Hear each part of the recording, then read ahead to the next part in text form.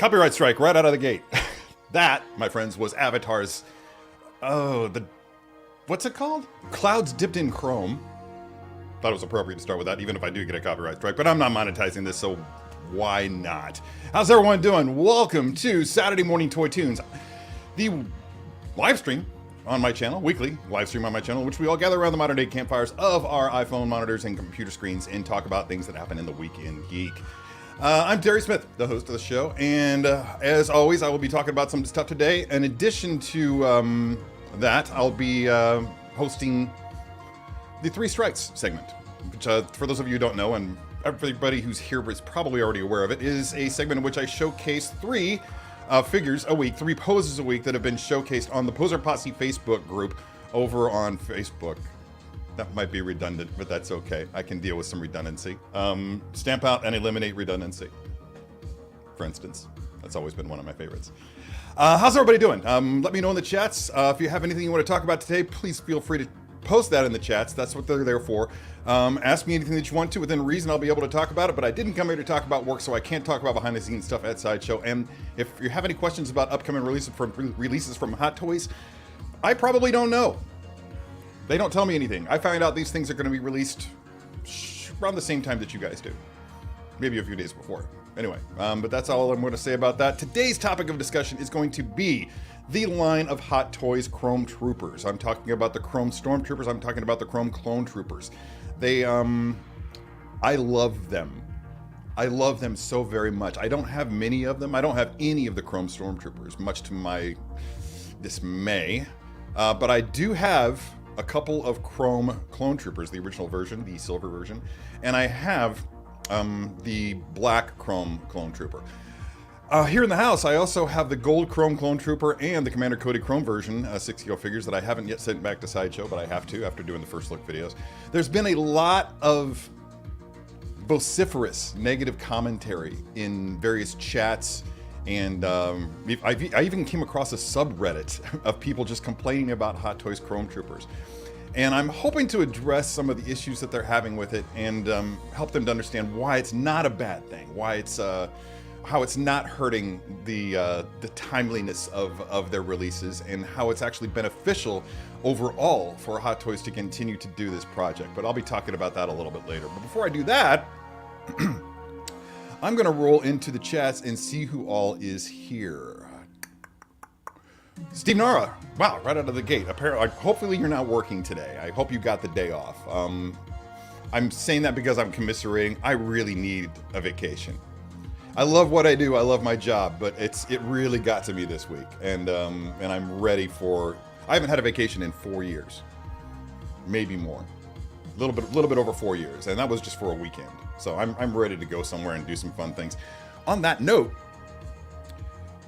thanks to my good friend Mike at Bad Wolf Media, I have a potential opportunity to go to Detroit for the Comic-Con next weekend. But I screwed up. I paid my mortgage twice this month, so I'm kind of cash poor at the moment. So I may not be able to swing it. I probably won't be able to swing it, but I'm going to try. Moving right along to Pierre P. from sunny Florida. How's it going down there, man? Are you getting storms? Because I think everybody else around here is getting storms. Well, around here. And by around here, I do mean America. And I have to specify that because we are a global audience here. We are a global community. For instance, there's Rune Samuelson from Norway. What's going on, dude? Love your look, man. I don't know if you still look like that in your avatar, but yeah. I wish I could. I have beard envy. Thank you, my friend, for being here. Bitter Troll is here as well from Tennessee. Top Knot Terry, maybe my favorite Terry so far. That thumbnail was shot for last week's show, which didn't wind up happening. Again, I needed some time off, but yeah, been experiencing some mental health issues, we'll say, for lack of a better term. But I've addressed those as of this morning, actually. I am wired, man. I am ready to go. I'm focused. I am currently on sugar, caffeine, and Adderall. I'm not gonna lie. Linda's here. What's up? How's it going, Linda? Good to see you. I'm not even sure where you're from. Yeah, feel free to fill me in. Terry's eyes are following me. No matter where you move, I will always have my eye on you, Steve. Always. Luis Escavilla is here. Luis Escavilla. There we go. Hope I got that right the second time. Poser extraordinaire. Aw. Thanks, man. Although I gotta say, that short video that Sideshow posted of the Mandalorian and Child, the poses that Guy Klender hit with that, and I'm sure he had help from Sam, probably. I don't know, maybe not. But they were really good, and they made me kind of say, I need to step up my game. So, Guy, if you're watching, know that I'm proud of you. You did very, very well. Bitter Troll again. Everybody's saying hi to everybody. Oh, yeah, that's a good idea. I hope so. I hope so. I don't really have a figure to pose. I have the Darth Vader Deluxe here. But again, I'm kind of posed out. Yeah, I had a really hard time at work this week. So maybe we'll see how I feel. Once this caffeine combines with the Adderall and the sugar, who knows what? Anything could be on the table. Was anyone fortunate enough to pre-order the God Loki? Luis Escavilla asks. No, because Marvel's not in my collecting wheelhouse any longer. But when I saw it, I got really excited for you Marvel collectors out there, because that's, for those who are looking for a perfect Loki, I think that's it. It's really, really great. Desmond Haskins here. What's up? Congratulations. We can finally say that, right? I know you defended your doctoral thesis the other day. How did it go? Let us know. I don't even know how that works. So, I mean, is how did it go a question that one would ask after one has presented their doctoral thesis? Anyway, defended their doctoral thesis, right? That's it. Mr. Mom Collectibles is here. That guy's doing some Series 6 skill discussion over on his YouTube channel. And I haven't been able to catch all of it, but I've been able to catch some of it over the course of the past 2-3 weeks. And he's always finding some interesting topics to bring up. It's kind of an inspiration, and it kind of makes me look at my own efforts on my own channel and think, yeah, I could be doing more. And I'm sure that most of you would agree with that. So, but if you're looking for that sort of content, you really need to bounce over to Mr. Mom Collectibles. He's got some really well thought out ideas, concerns, and opinions. I'm sure that some of them aren't popular in certain circles, which, you know, who doesn't love a little conflict here and there? Me, I hate conflict. I feel like I could be taller. Oh, that's shorter. Whoa. Help me. There we go. That's better. Who else is here? Rob Preshow, what's up? How's it going, man? What was that comment that you posted? Something you posted on Facebook the other day? Something about, it was a memory that you shared. Something about, we know who to go to for severed heads, and they were addressing you. That cracked me up. Oh, people are chanting my name. Wow, not sure how to feel about that. Knock Nevis is here. What's up, dude? Love that stormtrooper in your avatar. That is an avatar, right? We're just calling it an avatar. Paul Clancy's here. Hey, man. Good to see you, sir. I heft my coffee to you, my cup of... Yeah, this is the flavor. From Trader Joe's. Ethiopia Guji. It's a light medium roast with notes of dried fruit, fresh berries, and warm spices. That fruit, those berries are very much forward. I think I mentioned this last time. This stuff definitely has notes of power berries to it. The chocolate covered acai thing that Trader Joe's sells. I know a lot about Trader Joe's. Used to work there. I've worked in 4 different stores in 3 different cities. It's my filler job between jobs. And it's fun. It's a fun place to work. It's a fun place.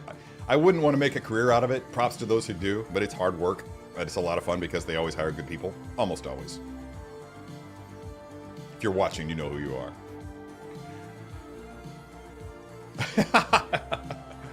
Oh, is that the first time you've heard the intro? Or were you talking about the opening song by Avatar? Renz Tolentino's here. What's up? Outstanding artist Renz is. Yes, please hit that like button, as Renz suggests. Oh, wow, you got rid of your Ghost avatar. That's too bad. That's too bad, because Ghost has a movie coming out called Right Here, Right Now. It's basically the culmination of all the short videos that they've done on their YouTube channel. Completing, I guess it's going to wrap up that story. But they also in their 2 sold-out shows at the LA Forum that wrapped up their U.S. tour last year, they recorded concert footage, and they're going to incorporate that into the film. It's showing for a limited run. It's going to be June 20th, 21st, 22nd, maybe the 23rd, something like that. Locally in St. Louis, the local theaters only had 1 screening of it per night, but those all sold out in a heartbeat. So they immediately dropped like 3 more per day. So thankfully I'll be able to hopefully have the opportunity. Hopefully those haven't sold out. I should probably get on that. But again, I'm broke. So yeah, we'll see. Is anybody else planning on seeing it? Because I think it's going to be a lot of fun. They're comparing it to that really bad movie that Kiss did in the 70s called Kiss Meets the Phantom of the Park. And only they're saying it's good. So we'll see. Jury's still out. Laura Keyless is here. That's good. You'll find out why in a moment. Probably more than a moment.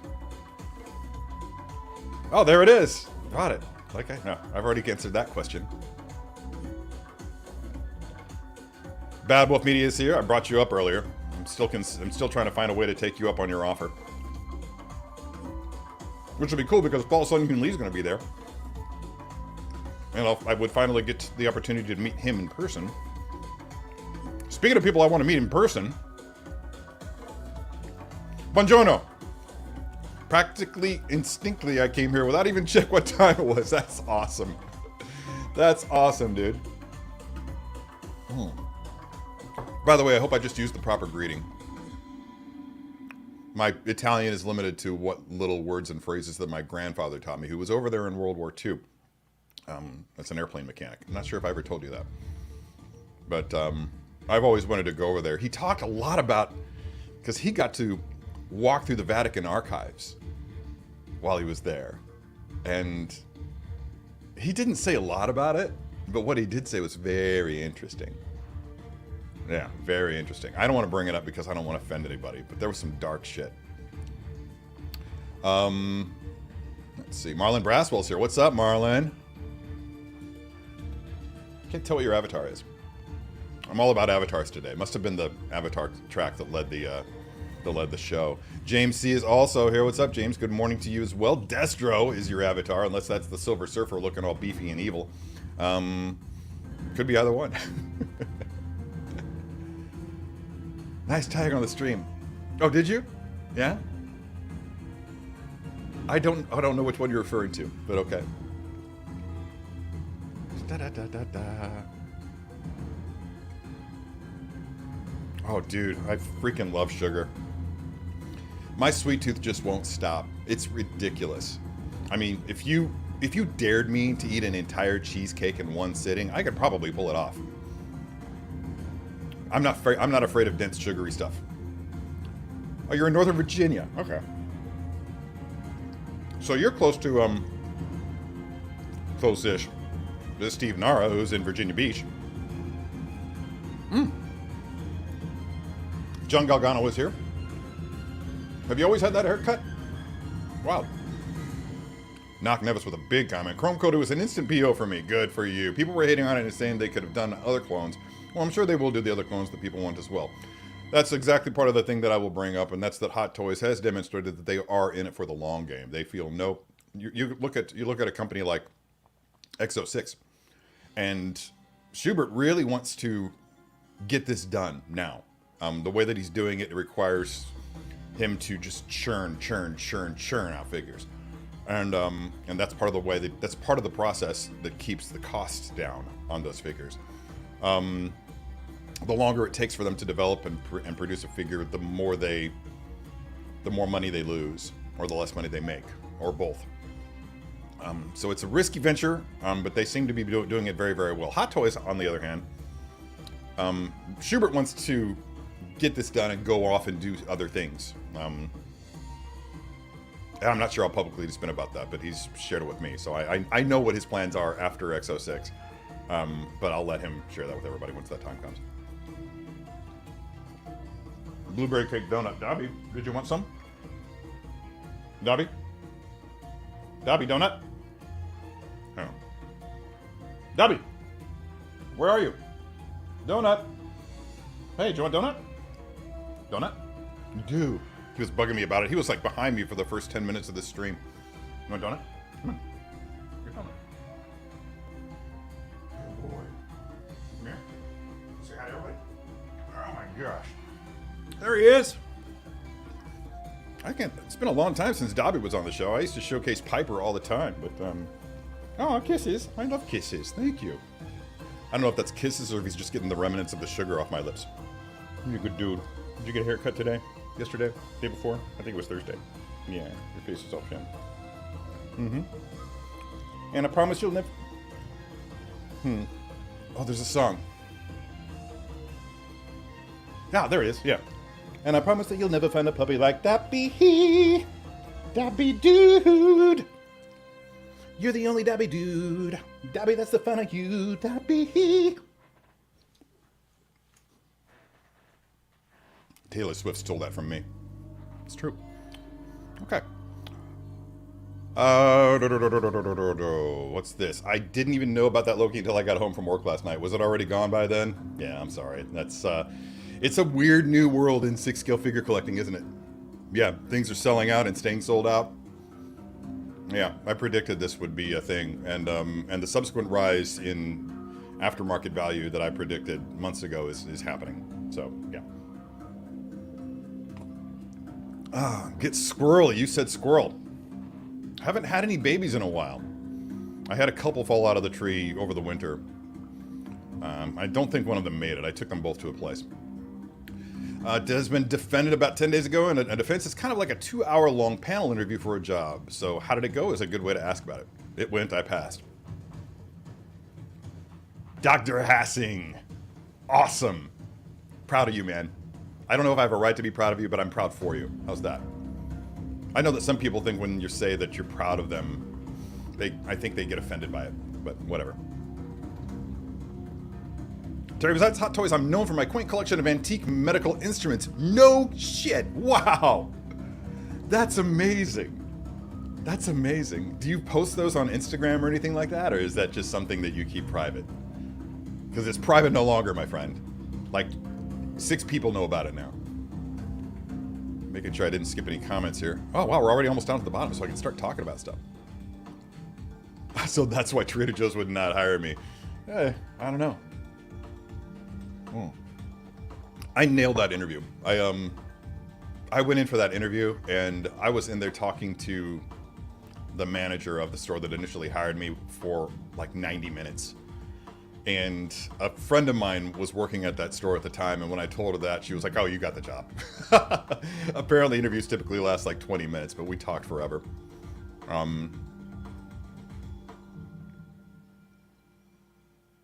Actually, I'm typically really good with interviews.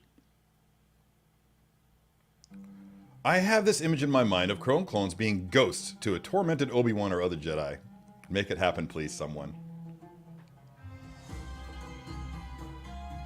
I could figure that. I could see that. I have a concept. I have a concept that I want to work on, which is why I have this Vader figure. I have the Empire Strikes Back Vader, but I think this one would definitely be more appropriate. But I want to... Maybe I shouldn't even say this, because I don't want somebody to beat me to it, because there's a guy that beat me to something recently, and I'm mad at myself about it, and that's Trevor Grove. You might know him as 616 Shooter. Did an homage for May the 4th. He did an homage of that great Ralph McQuarrie painting of Luke getting out of his snowspeeder with the AT-AT coming at him. And it was almost... At first glance, you would just think it was the McQuarrie painting. It's so good. It's so good. He used toys from 3 different scales. He used a 6-scale snowspeeder Luke by Hot Toys. He used the Black Series snowspeeder, which I have here waiting for that photo to be taken. And the only thing that I was missing was the appropriate AT-AT, because he used the one I was going to use, which was the oh, not Metacom. Ah, damn it. That company that's making those amazing Star Wars models that, you know, nothing but assembly required. And I was just sitting on it, trying to, in the back of my mind, trying to figure out how I wanted to do it. Not constantly thinking about it, but just occasionally it would, if I saw the painting, for instance, I would start thinking about it. Anyway, Jen Edwards already ordered her tickets. I'm so glad that so many of you are into Ghost, because when I got into Ghost, nobody knew who they were. In fact, it was so rare to find people who knew who Ghosts were, that I legitimately made friends at concerts to whom I still talk to today. One of them is supposed to give me a tattoo next time I go out to California. Still don't know what that's going to be though. But yeah,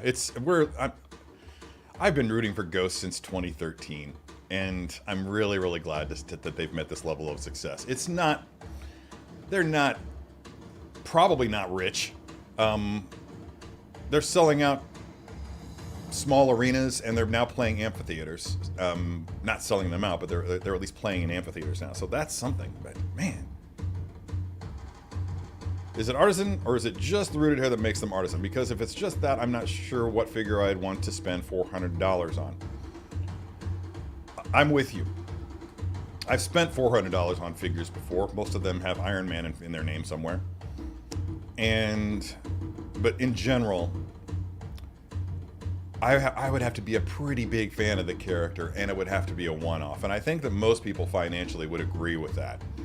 But for people who have more means than I and you, $400 might be, yeah, sure, I'll do that. And I actually don't know. Having never seen an artisan figure and a regular version of that figure side by side, I couldn't honestly even say. So yeah, I'll be interested to find that out. If anybody out there actually does a video comparing two, that would be great. Beskar Kid is here. Better late than never. Or were you even late? I don't know. Oh wow, I've got a lot of comments to go through yet. That was from 9/11. That was 11 minutes ago. The time, not the tragic day in American history. Lane Kramer is here. What's up, dude? Looking forward to this chat. I want to see your guy pose up that Black Panther mech strike. Well, I have good news for you. I might pick up that figure, but I want to see how it works.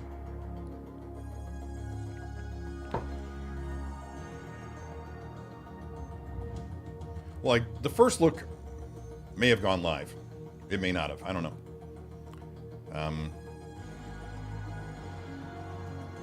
It's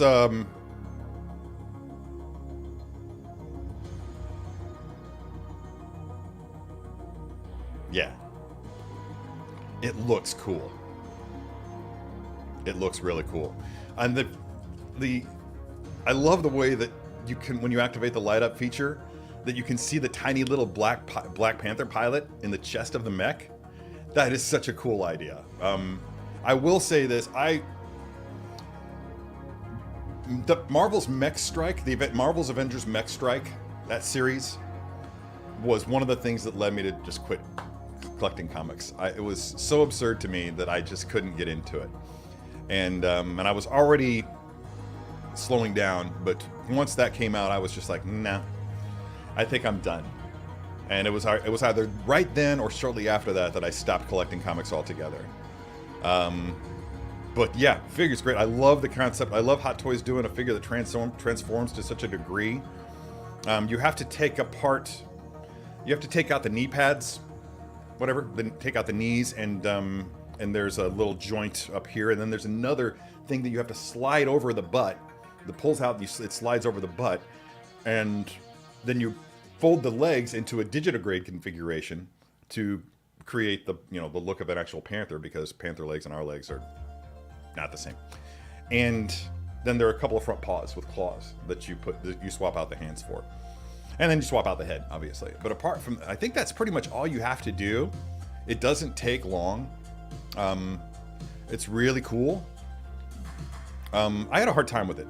I'm not gonna lie, I had a hard time with it. There is a bit of a learning curve, and I wasn't in the best emotional state over the past couple of days. So yeah, it took me a while to shoot for that reason. I wish today was the day I was doing. I wish I'd gotten this Adderall like 3 days ago. It would have been a completely different experience, I'm sure.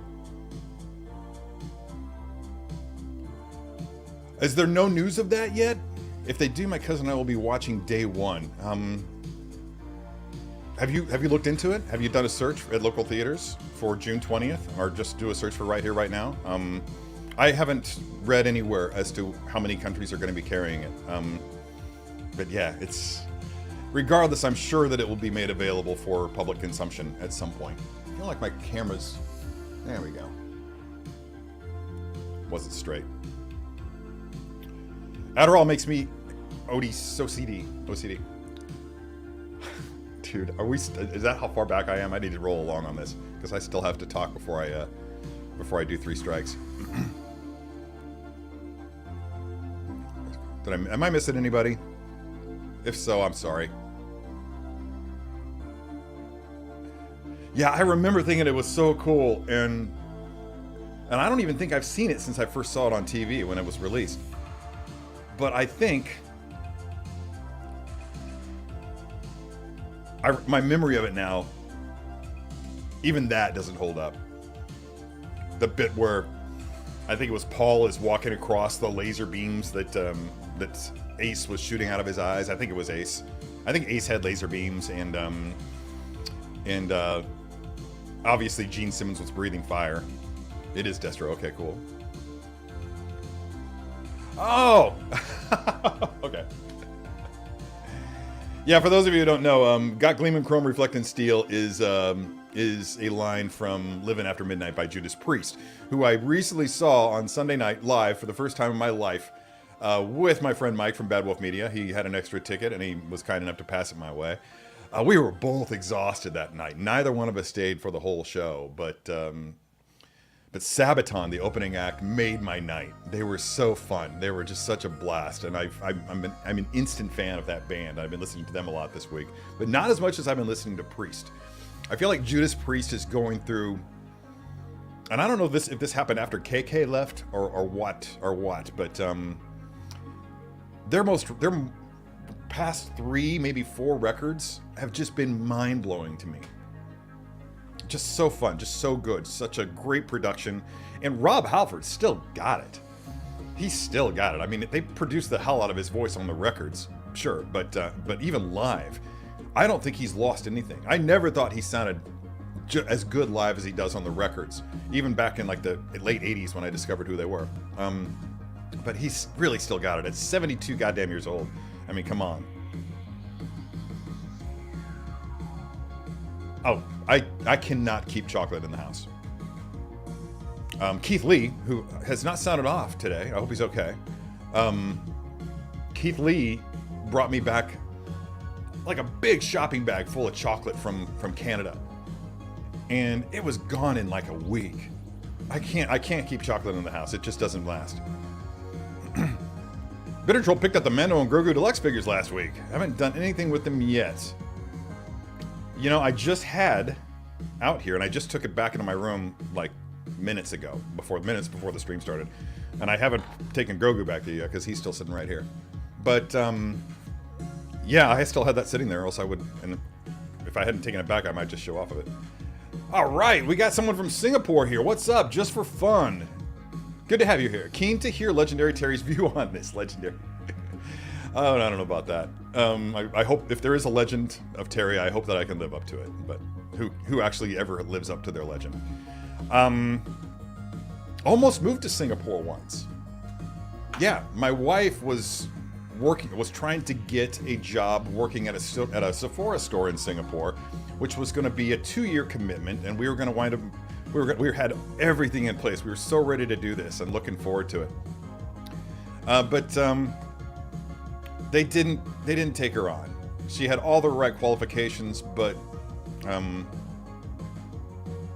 they legitimately said they wanted to go with somebody who was actually from the region. So my guess is a lot of it was probably they didn't want to have to deal with moving us there, which would have been a hell of a sum. But God, it would have been so cool to live in Singapore for a couple of years. Would have changed my life. In fact, Schubert with little Star Trek figure guys, XO6. Schubert had, when he found out I was moving to Singapore, he had like all kinds of grand plans and just that he wanted to incorporate me into, involving his 6-scale museum and whatnot, his 6-scale Star Trek museum. And it was very exciting. I was just so stoked, but just gutted when she didn't get the gig. Yeah, it's not essential, and that's one of the things that I want to bring up. I should probably get to talking about that here. Everybody saw Dobby. That's good.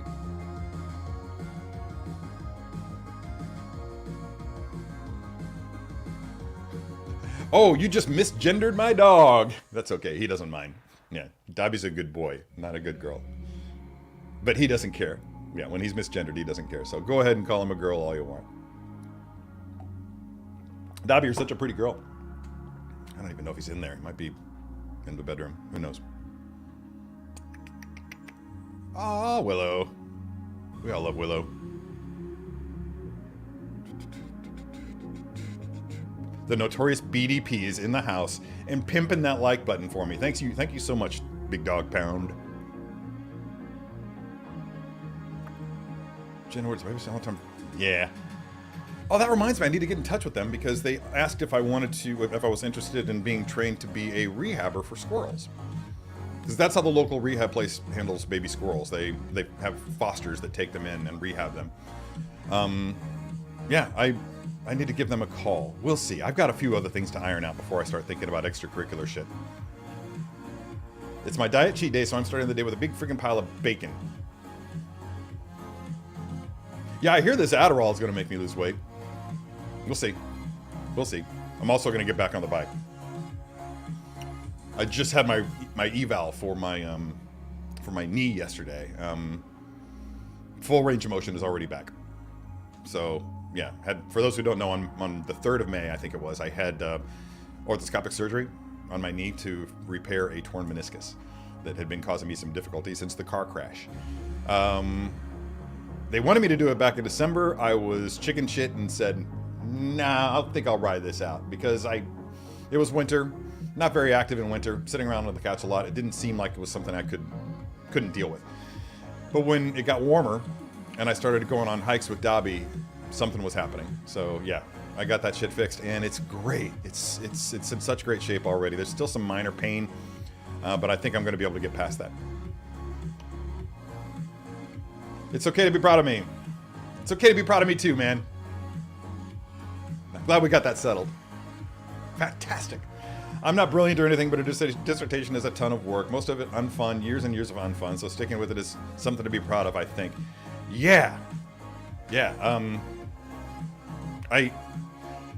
that's why I had to gravitate towards art, something that I loved in school, because anything that would have involved long bits of study, like I tried to get into engineering at first.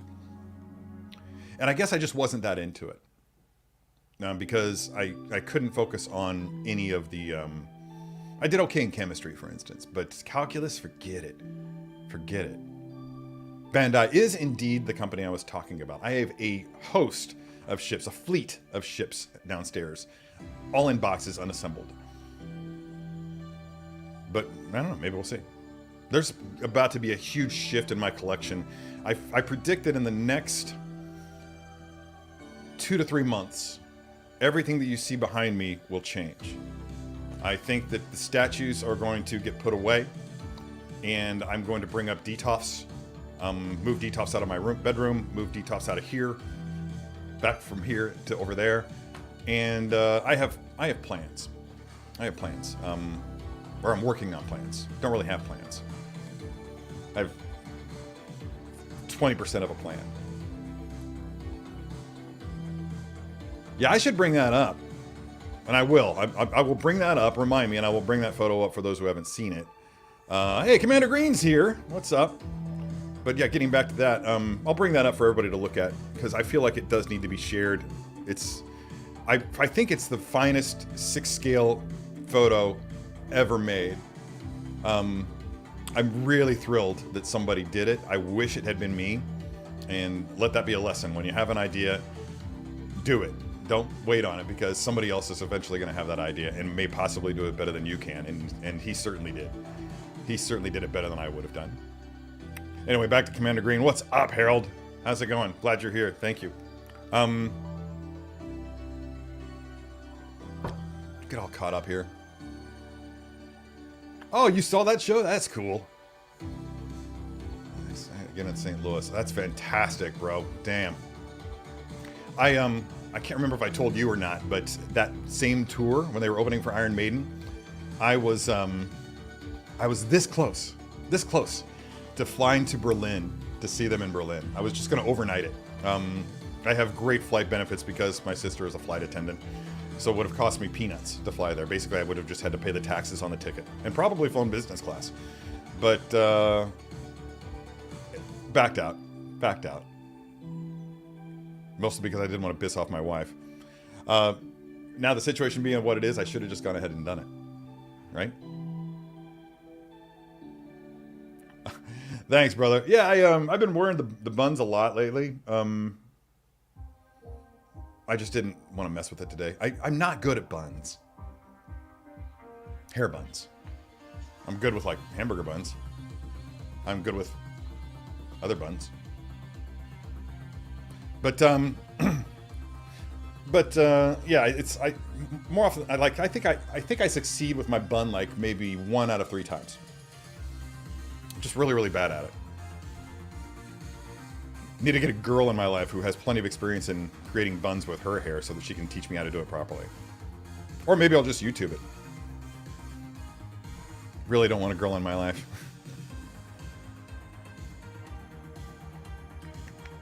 Scrolling, see if I'm missing anybody. Oh, is Anthony here? I must have missed him. Oh, you're saying he stole one of my great Cat Falcon poses. You can never steal what is freely given. That's what I always say. By the way, somebody asked a question. Oh, yeah, who wanted to... Okay. Brisker Kid is never late, nor is he early. Yeah. I was at a bar the other day with it was a monthly photo club meeting. A bunch of us who know each other from Webster University, from the photo department years ago. And there was a couple sitting directly, we were out on a patio table, and there was a couple sitting at a table like directly across from where I was sitting, so they were just in my direct line of sight. And I could tell that they were talking about me, and when people are talking about me, my hair was down like this, and when people are talking about me, I know what they're freaking saying. So I just raised my glass to so as they were both looking at me, I just looked at them for a second, I stared at them for like 5 seconds, and then I just did this. You shall not pass! That got a chuckle out of him. Anyway. Yeah, I think it was very special to me, I can see spending 400, but Loki, for instance, yeah. Yeah, I'm always going to be fine with the sculpted. I get frustrated having to deal with rooted hair. I've talked about it plenty of times. My opinions on that are well documented, so to speak. If you consider existing on this channel to be well documented, then they are definitely well documented. Okay, let's get back to Mech Strike Black Panther. 2 figures in Panther mode guarding the Wakanda throne, and Black Panther sitting on the throne holding a Wakandan spear. Yeah, as long as your idea wasn't for the Panther to be seated. Because, by the time I got to Panther mode, I was in a hurry to just get the video done. So, I don't think that it will sit. If there's evidence out there to the contrary, somebody feel free to let me know. I still have him in Panther mode in the studio. Yeah, haven't packed him up yet. Had to get right to work on the next exciting first look, which I didn't complete.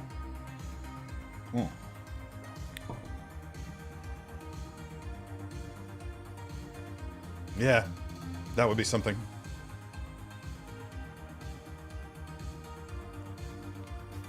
No, dude, I'm not going to do that. For the same reason I'm not going to rewatch the holiday special. I'll rewatch the Boba Fett segment of the holiday special, but that's it. That's it, nothing else. Yeah, maybe. June 20th, I think, is when it starts here. So, yeah, maybe. Yeah, dude, the more I looked into Singapore when that was potentially happening, the more I fell in love with that city. I just think that place is bomb, and I haven't even been to it. De Gambino is here. It's kind of childish. Sorry, let's yeah. I got nothing. Clearly. friend of mine once auditioned to be the voice of Darth Vader, but he's in Darth Vader, but he's in New York, and they went with a guy in California. Is that for one? Was that when they were looking for somebody for the video games, or what? Because I think what they've done now is they've struck a deal with James Earl Jones, and to give them use of his voice as an AI construct in perpetuity. Speaking of AI, glad that came up. I want to have a talk. I'm growing increasingly concerned about the existence of generative AI. Not so much its existence, but its misuse. And the manner in which it creates. I'm taking a very strong stance against it in my personal life. In my professional life, it hasn't come up yet, but if it ever does, then I will die on that hill. But it's not an ethical thing. Anybody who doesn't understand that it's not an ethical thing may need to learn a few things about ethics. Start with that foundation. And once you have a strong foundation in ethics, then take a look at how generative AI functions and reassess. Because it's undeniably being used in unethical ways, and it creates its output in unethical ways. It uses unethical means to obtain its knowledge. And there are so many documented cases of how this works, where a generative AI will create an image that has clearly taken the work of another artist, of an actual living working artist, and just made slight changes to it and output that, and then somebody winds up using it in some sort of medium, selling it to a company professionally or what have you. It's vile. I'll come out and say that it's vile. I think that it's vile. It's kind of weird to have this whole Final Fantasy music going on with such a dark topic. So I'll skip it.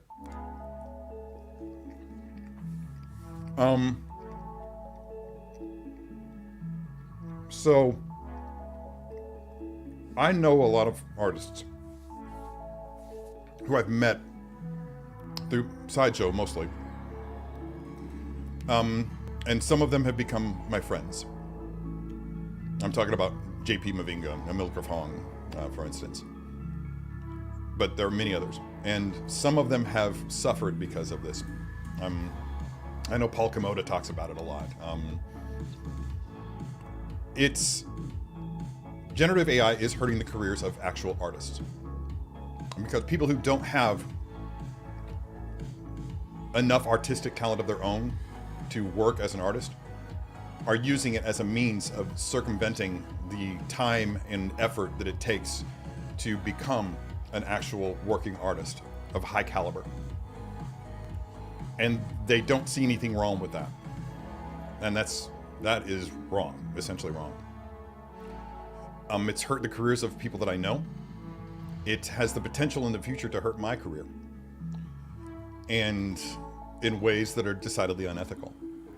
So with all that in mind, I'm going to ask everybody who is part of this channel, who's in the Poser Posse Facebook group, to please refrain from posting any images if you're using generative AI. It is a figure posing channel, Anthony. Unconscious, subconscious. Shout out to Anthony. But the channel, this channel here, and the Facebook group are both essentially about the art of posing 6-scale figures, and that's essentially what it's about at the core. That channel doesn't care about. It cares somewhat about the photography aspects of it, but primarily we're looking at the art of posing 6-scale figures, because ultimately most people aren't posing 6-scale figures to put them in front of a camera. There are other avenues, other places you can go to post that stuff. I'm primarily interested in seeing how you pose the figure on that channel, and that's what I want everybody to come there for. Not to see the stuff that you've created in camera or in Photoshop or what have you, but to see what you're doing with the figure itself, so that people can borrow from that and maybe use lessons taken from you or from me or whoever participates in that channel, on that page, to learn and grow. Figural art is a real thing, and that's it. I feel like kind of lost my train of thought there a little bit.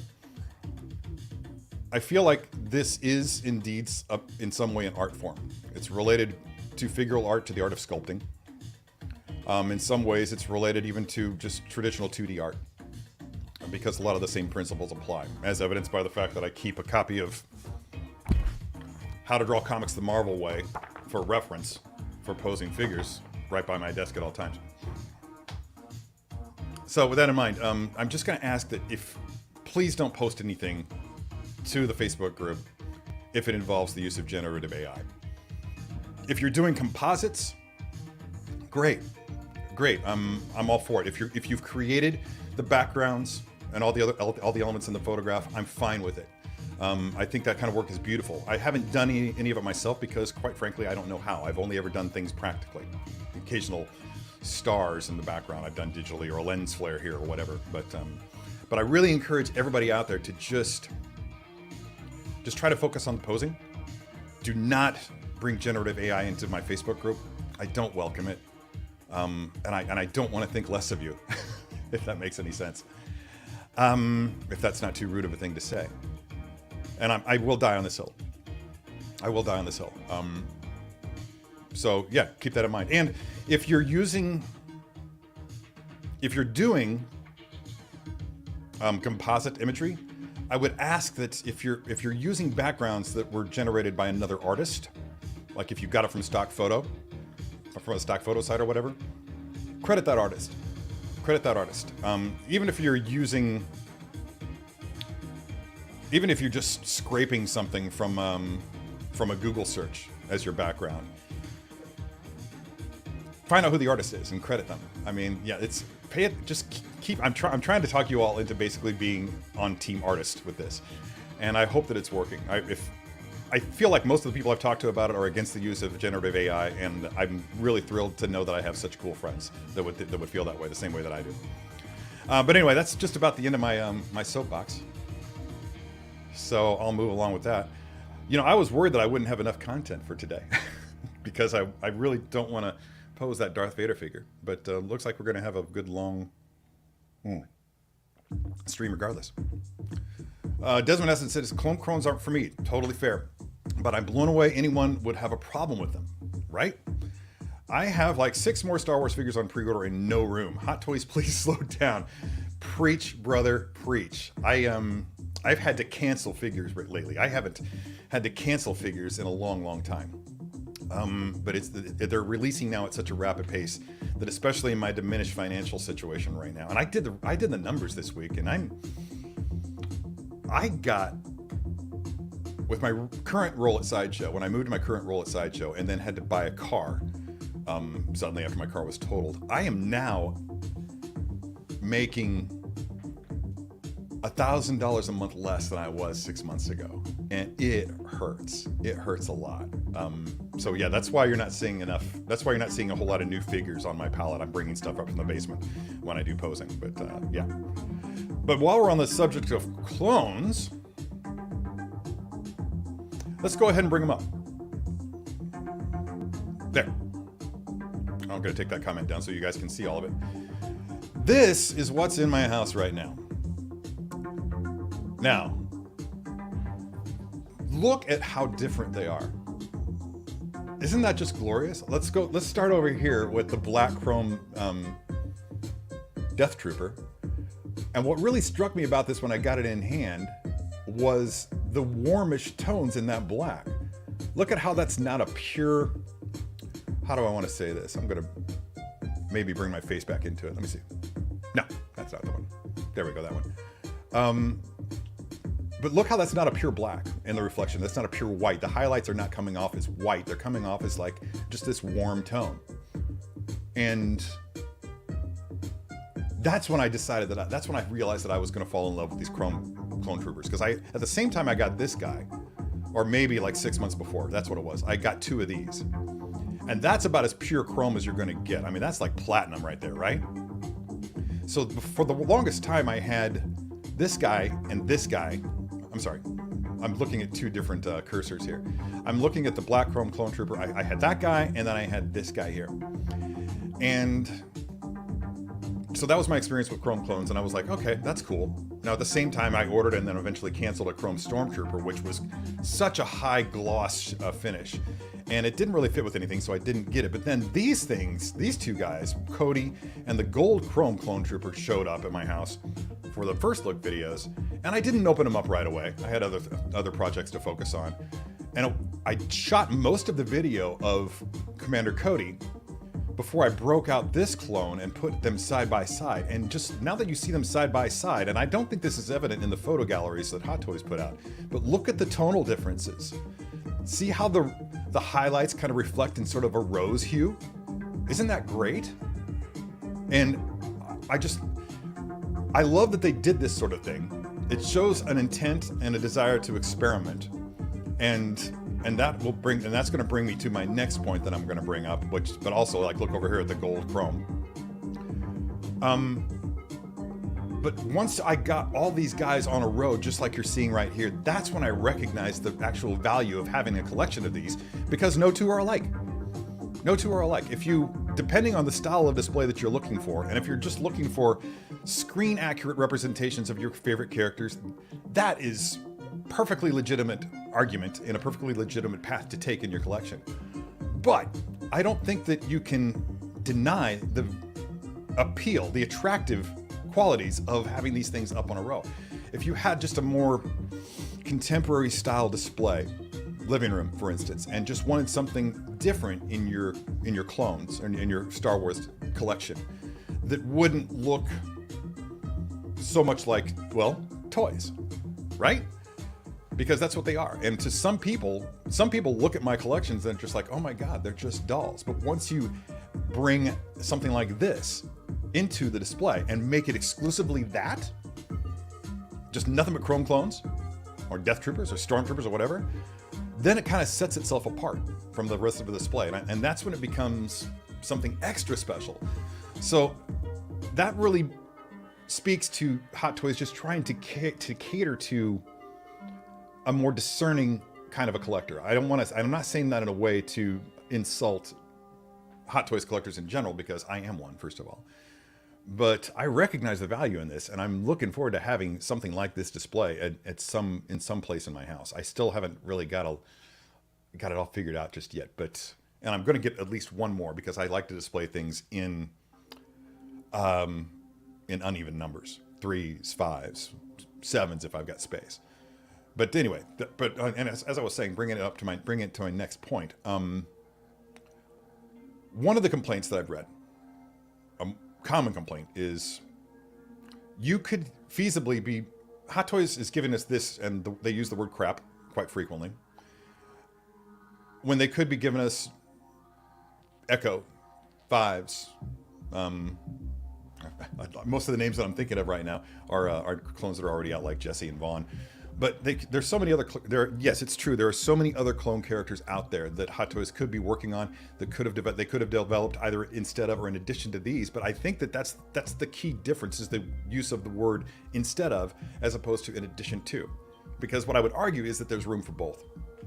And you could make the argument that, well, the time spent in production of these Chrome Clone Troopers could have been spent using.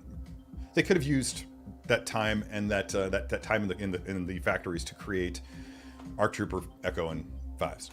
Okay, valid point. But here's what I'm saying. What other Chrome figures are out there? C-3PO. Metallic figures. Let's just say metallic, not necessarily chrome. Metallic. C-3PO. Mandalorian.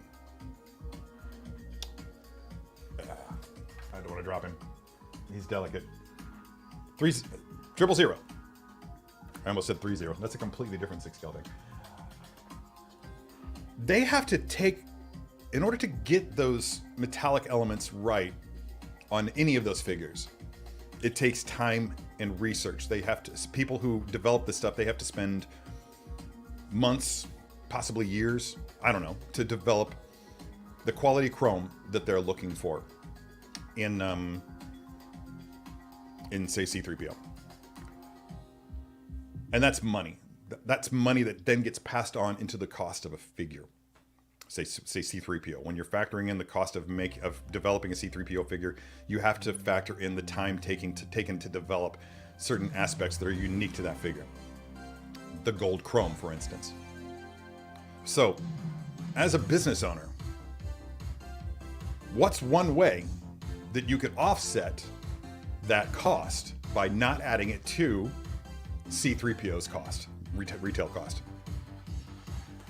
How about making a unique variant of an already popular figure to cater to a very specific market and do it in a number that's limited, but even as limited as it is, when it sells out, will make you say, I don't know, $500,000 bucks?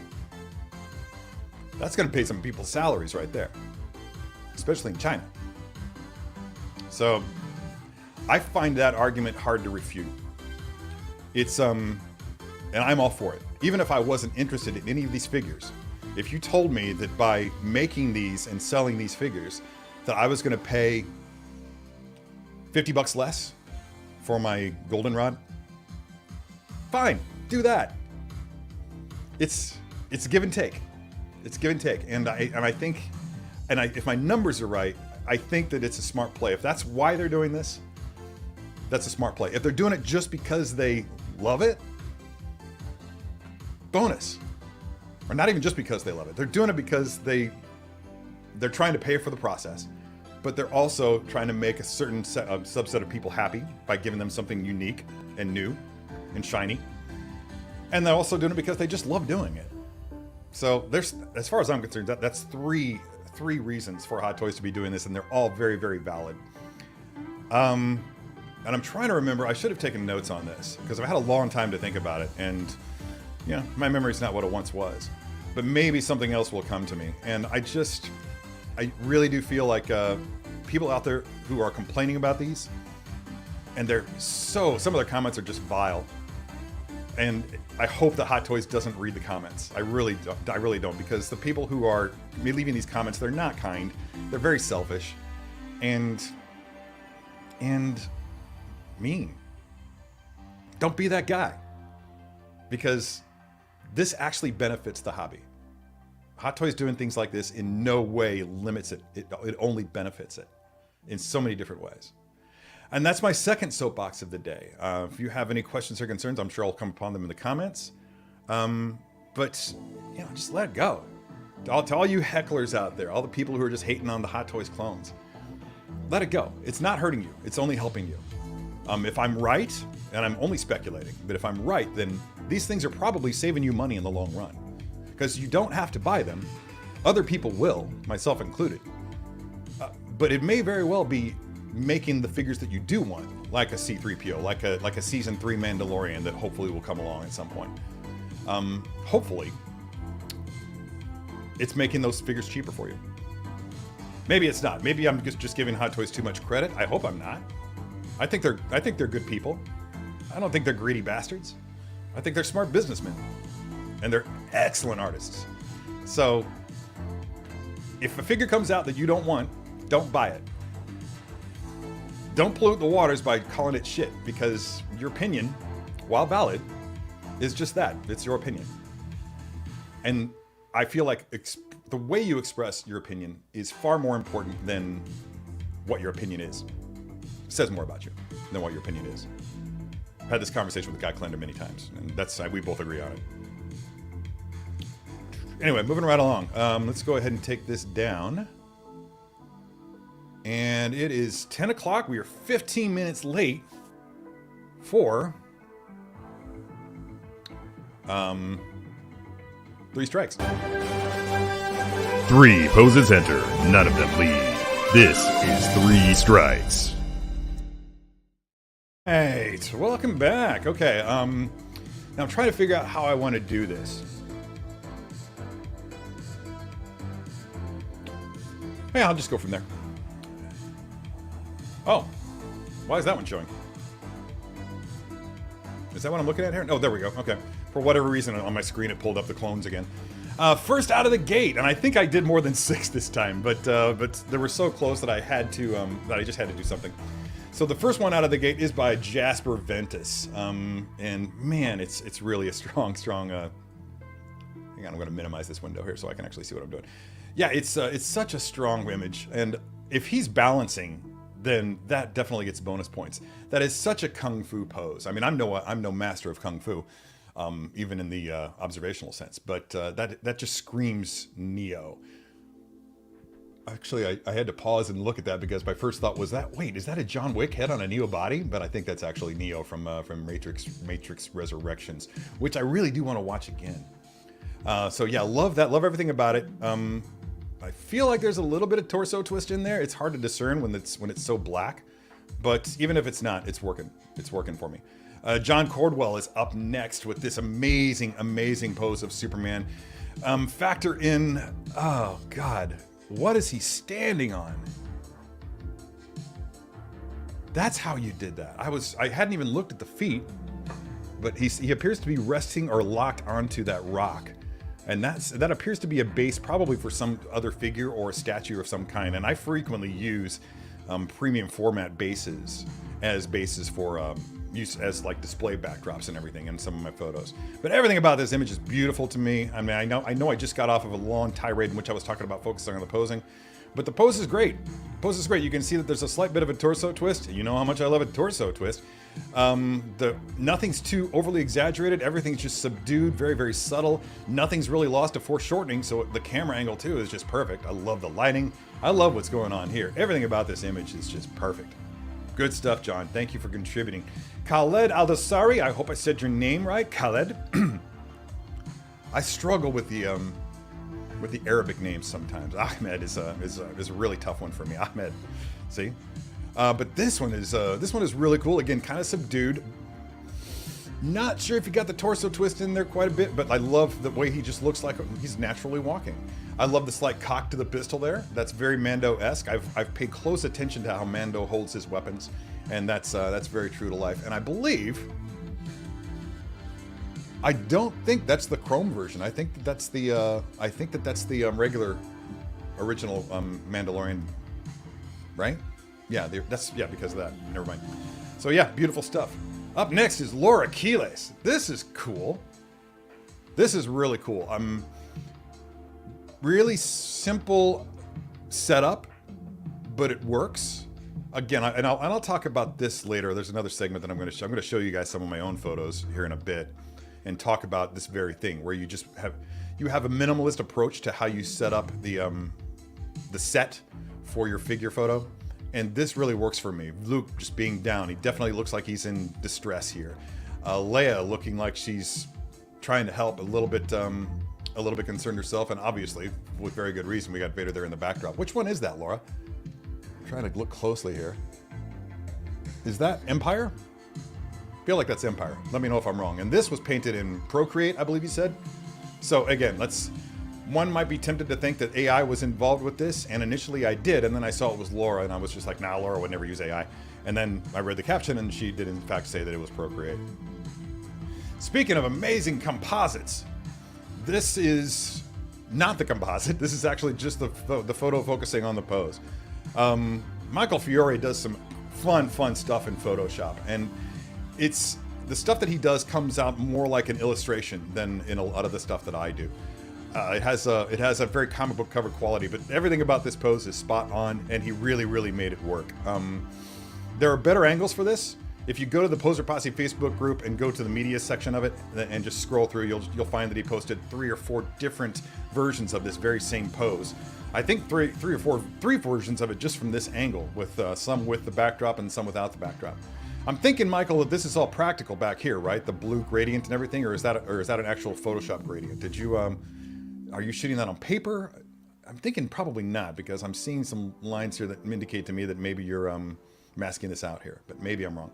Again, with Photoshop, I'm not that great, but hopefully that's going to change soon. Speaking of Michael Fiore, I love this so much. I love werewolves, and my my great lament is that I have not yet found, other than the remake of the classic The Wolfman with Benicio del Toro and Anthony Hopkins, I have not found a werewolf movie that I genuinely enjoy. I'm not even that big of a fan of American Werewolf in London. It just, I acknowledge that the effects were amazing on it, and I think it was groundbreaking for its time. But the story for me doesn't hold up. But I really love The Wolfman. I think that was great, and that's what this reminds me of. It's much more classic to me. It looks like something that just could grace the cover of a werewolf movie. So, props to you, Michael. Another great one. And finally, Sean Canary. Or is it Canary? Is it pronounced like the bird or like Canary? Isn't Canary a world on, yeah, it's a world in Andor. Yeah, it's Andor's homeworld. It's Cassian's homeworld. Canary, right?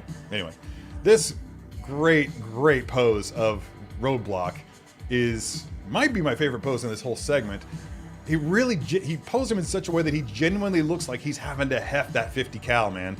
I mean, that is a heavy gun. There's not a lot of people out there that would be strong enough to lift that gun, hold it, and fire it in a way that would be effective. But even Roadblock, as strong as he is going to feel that weight. And you nailed it. You nailed it, dude. I don't know, man. If I saw that on a comic book cover, I'd be like, yeah. That's something I want to see someday. I want to see more toy photography on comic book covers. Toy photography variants. That's what I want to see. Anyway, so that's it for 3 Strikes this week. I just realized that I just clicked back over and I just realized it would have been really embarrassing if that screen actually wasn't shared and I just went through all that without actually... Right? Oh, God. I'm such a silly goose. I'm sure that the comments are out of control and it's hopeless to think that I will actually catch up with them. Oh, Keith Lee's here. What's up, dude?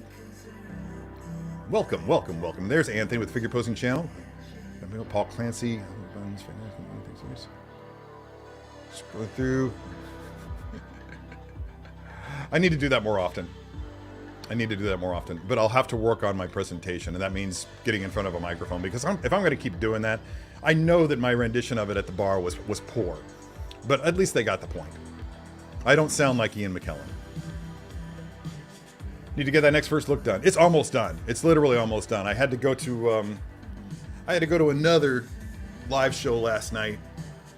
I can't even remember who it was. It was an acoustic show. Some old blues and folk guitar player and a friend of his who would occasionally pop on stage with him.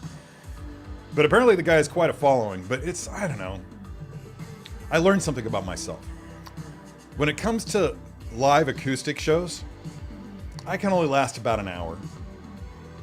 2.5 hours, forget it. By the end, I was just like, it was like 10:40. It was like 9:45. I'm just like, oh, please say that was the last song. And they did another one. I was like, fuck. And then they finished that song. And I was like, okay, that's got to be it.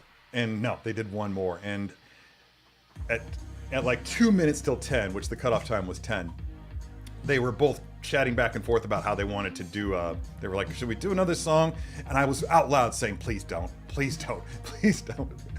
My poor friends. Oh, especially the one that gave me the ticket, they had to think I was so ungrateful, but I was exhausted, long week, and ready for bed. I'd had 4 hours of sleep the night before, and I was suffering, just flat out suffering. You haven't seen me post Chewy because I don't have Chewy, and because Hot Toys hasn't released one. I had Chewy for a while, picked him up from a local comic shop along with Han. And I didn't like, at the time I had a problem with exposed wrist joints. Han had that exposed wrist joint, and I was just like, no. I didn't like Chewie's face, so I just sent them both on their way. So somebody's much happier with it. Okay, yeah, I know the video game you were talking about, because it was a guy, the guy who got it was a guy who was already doing Darth Vader voice stuff on YouTube. And the video games that they had him for were the, the ones with Sam Witwer. I loved the first one. The second one was okay. You could tell that it got cut short.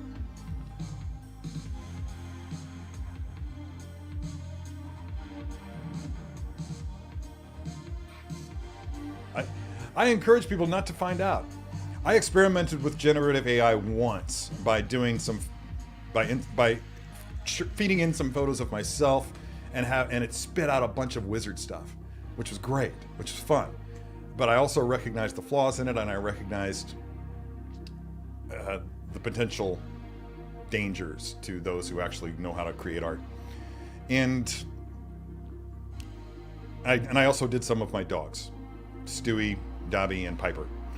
And after that, I deleted the app. I unsubscribed from the app, and I said no more. And I recognize the temptation, because as somebody who's not good at compositing,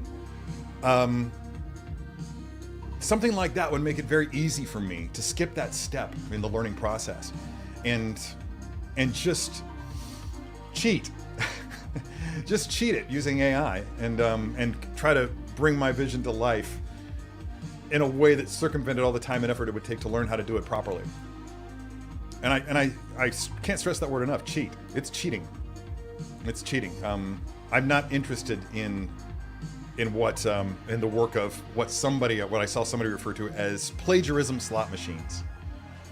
And that's exactly what they are. You spit out some words. You type in some words into a prompt, and AI regurgitates various images that it learned how to make allegedly, but basically is a combination of different images that were stolen from genuine artists. Stolen. AI is theft. Generative AI is theft, plain and simple. And I can't get behind you if you're using it. Probably best not to let me know if you do. I have that big of a problem with it. I vehemently oppose it. And look up vehemently, and you'll know how strong that means my opposition is. Website building tools really hurt web design companies. I studied web design for 3 years. WYSIWYG. I'd forgotten all about WYSIWYG. Yeah, same freaking things. Is that something akin to what?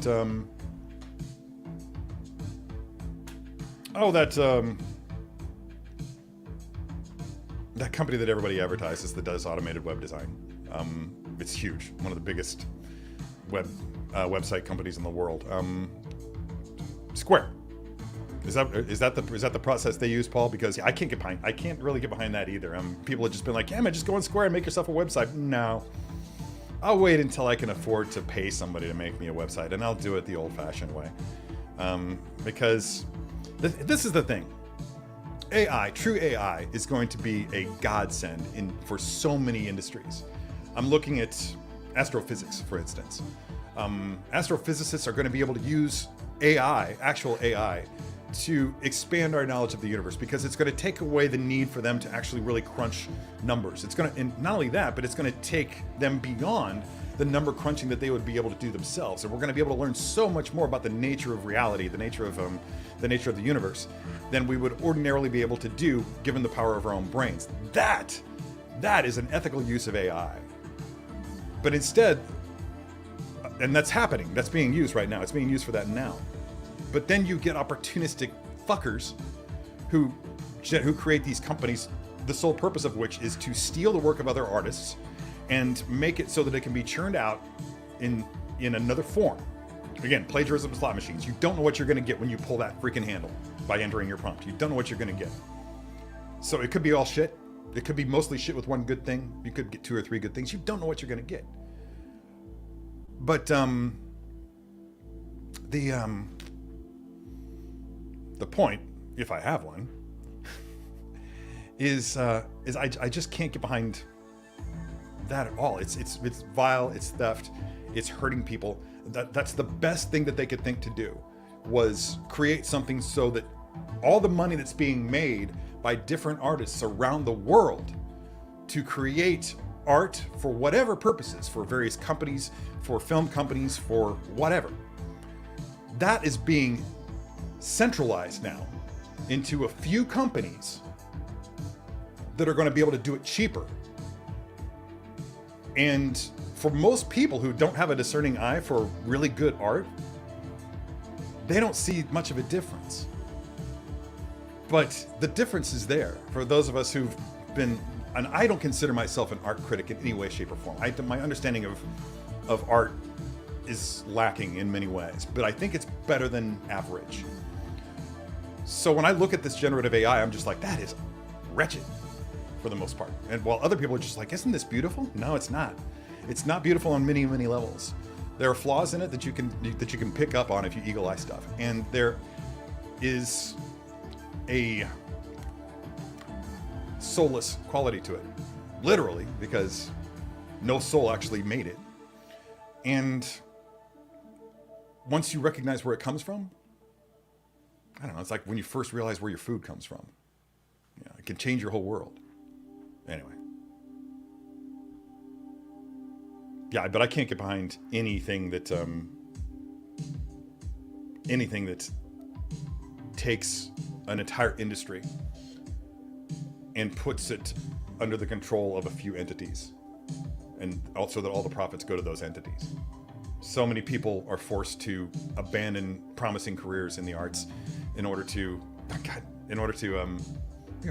make ends meet. They have to go back to work in a grocery store. And I don't know, for an artist who loves making art, that's the kiss of death. That's depressing as fuck. So yeah, I'm not for that. Did you guys see that Apple ad for the iPad that went online a few days ago? Man, look up Apple iPad Pro ad. I want to say they're using a pneumatic press or whatever you want to call it, but they have all these instruments, like an easel with a painting on it, a trumpet, a piano, dolls, TV, what have you, everything, computers, but all these artistic elements are in this gigantic press, and the whole commercial is it's crushing all these things, crushing all these instruments and all these artistic tools. And I'm like, oh my God, could you be any more freaking tone deaf? Could you? I was aghast at that. And I love Apple products. I really, really do. But for like half a second, I was just like wanting to sell my iPhone. Anyway. Yeah, the boombox really ties the room together, doesn't it? Figures have a limited range of motion, and using AI puts a character in a position that would ruin a figure if someone tried to replicate it. Yeah. Yeah, I thought about that too. I mean, eventually, if I went out and did a deep search, am I going to find some AI-generated nonsense that actually has one of my photos in it? Parts of one of my photos? It's going to happen. I'm sure that they've scraped some of my stuff.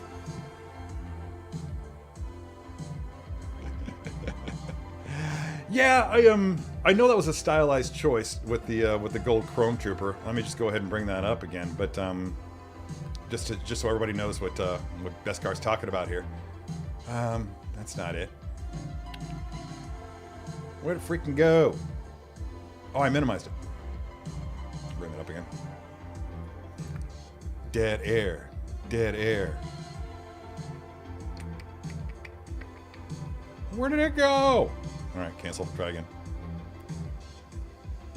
Again, I'm still learning StreamYard, folks, so apologies for the dead air. You can just scroll past this to the point when you actually see an image on screen. There we go. Okay. Boom. Bring it back. All right. Yeah, he's kind of squatting. He's kind of bow-legged, and that was a stylistic choice. I've actually seen comic book art where a character's legs were like that, and maybe it has something to do with some of the with the physical therapy that I'm having to endure right now, in which they constantly are having to tell me to stop bringing my knees together. So maybe I was overcorrecting. Anyway, let's go ahead and close that out. And where are we? Okay, I'm back. I keep dipping my hand into this apple cream cheese tart, so maybe I should just eat it. Wow, that's good. I even still have coffee left. Yeah, that's a shame. Because it's gorgeous. It's a gorgeous process, or the result of it's a gorgeous figure resulting from an admirable and ambitious process. Somebody wanted that to happen. And whether I'm right and it was experiment or whether I'm wrong and it was just money grabbing, I'm glad I've got it. exactly. Goldie is sassy. I mean, I was really happy with that pose. Just that whole like, I was ready to bring it.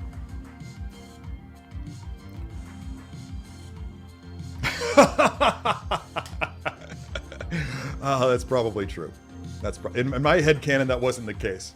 He was just getting ready to kick some clanker ass. But yeah, I noticed when I was taking pics, not the same as a regular Chrome clone.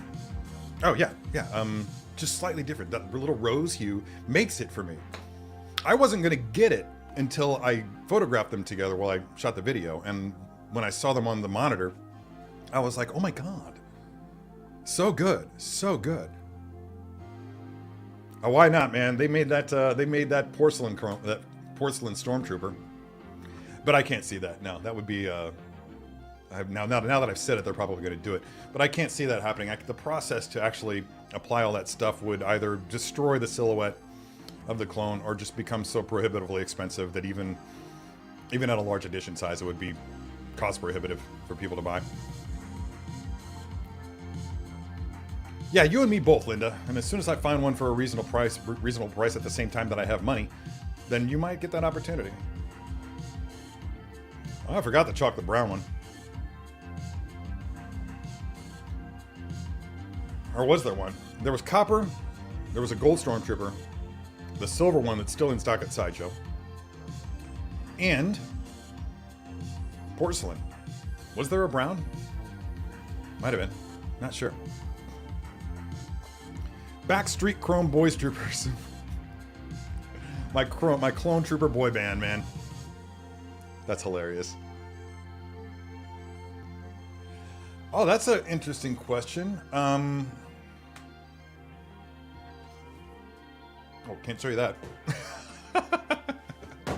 Oh, I don't have a Chrome box out here, so I really don't know.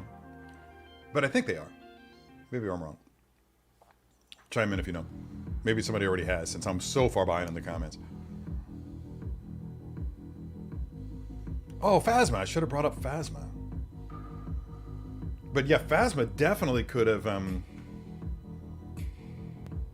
been the result of those experiments, or maybe could have benefited from the result of further experiments, because I think some people weren't really satisfied with the chrome dip on her armor pieces. Like maybe if my memory serves, and I haven't seen mine in a while, but and I'm gonna see if I can't bring one up here, because I may have a Phasma photo.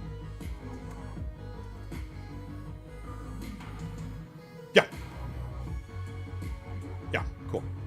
Oh shit, I just opened up something I didn't want to open. So my computer is now going to launch Adobe Premiere. Sucks. There we go. So I'll have to, I'll just go ahead and force quit that. Oh, it's Premiere Elements. Yeah, screw that. Anyway, so getting back to the point, my point again, if I have one, and that's debatable. So yeah, there's Phasma, and without actually looking at the actual character, I can't remember just how polished her armor was, but I feel like it wasn't that weathered. But again, and I just love that gun is gold. That's awesome. But with this kind of weathering, I believe that it's similar to the weathering on the Chrome Mando. And if that's the case, then it's something that can be removed with rubbing alcohol, as I understand it. I'm not suggesting that somebody goes out and takes rubbing alcohol to their expensive action figure. I would never do that. But I've always said that when it comes to weathered figures, a lot of people will complain. And again, we're going to talk about the complainers here, and I hate giving them screen time. Let me just make sure that this is showing. And by the way, I need to know, when I zoom, does that actually zoom? Yeah, it does. My take on it is, various characters appear in a single film or even a single episode of a show in various states of weathering with their costume. So one person's ideal look will probably differ from the next person's. So in my mind, it's best to make them on the clean side, and if it's really that important to somebody, they can weather it up themselves. Now, I know that's a big ask, because first of all, you really need to work on your weathering skills before you can do it in a way that you're confident enough to do it to an expensive figure that you're not going to ruin it. But, and again, I know that custom figures are a verboten subject, but what I'm talking about here is doing things to your own figures. And that's not affecting anything. That's just playing with your toys. People who do things to other figures and then sell them, that's the sort of thing that my company has a hard time with. But yeah, I think that it's better to make it clean and let people weather them if that's really what they want to do. Anyway, for those who are wondering, this image is actually from a video I did, a really snarky video I did, in response to people who were complaining about the Hot Toys First Order Stormtroopers being unposable. I feel like it was a success. I feel like the view count on it and the comments on it also make it a success. I accomplished what I wanted to do with that one. Anyway, moving along. 10:30. Wow. Getting a lot done without posing anything. I'm going to blame the Adderall.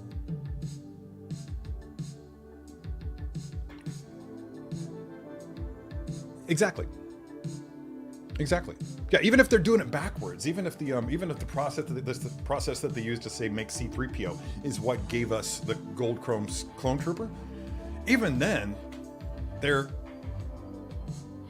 let's say that when they set their goal for that C-3PO figure, let's just assume, for the sake of this particular argument, that the process is the reverse of what I was suggesting. That they worked on developing the gold chrome with, say, C-3PO. And I don't have C-3PO here with me, so I can't compare the gold chrome's clone trooper with C-3PO. But let's say that they did all the research, the R&D with C-3PO. And doing all that R&D took them over their budget for the figure itself. This is all supposition. But let's say that it took them over their budget for that. But they'd already set the price, maybe. And what they really want to do at that point is they want to make their money back. They don't want to lose money on a figure. So, all right, well, what if we did a gold chrome trooper and released it in a limited edition of, what was it, 1,500? 2,500? I can't remember. And make some of that money back. Why begrudge them that? I don't want Hot Toys to go broke. I don't. I was about to say that it's not in my best interest, but given how much money I've spent on Hot Toys, maybe it is in my best interest. I don't know. But I really want nothing but the best for Hot Toys. So. I don't care they have me hook, line, and sinker with these chrome figures. Yeah, we've talked about this privately, and yeah, they're just freaking great. Right? It's good that you're good with self-evaluation, right? You're totally aware of your nature.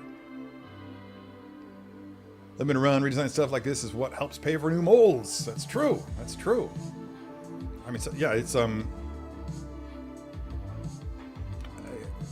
trying to think of a good metaphor for it, but you're really just making a lot of noise for nothing. I mean, it's not going to change anything. They're doing these figures for a reason, and you're still going to get to the opportunity to purchase the characters that you want. But Hot Toys is playing the long game, which is why we haven't seen Han Solo from Empire Strikes Back yet. It's why we haven't seen Chewbacca from Empire Strikes Back, or my personal favorite, C-3PO from Empire Strikes Back, which is what I'm holding out for. Thanks, Knock. Oh, dude.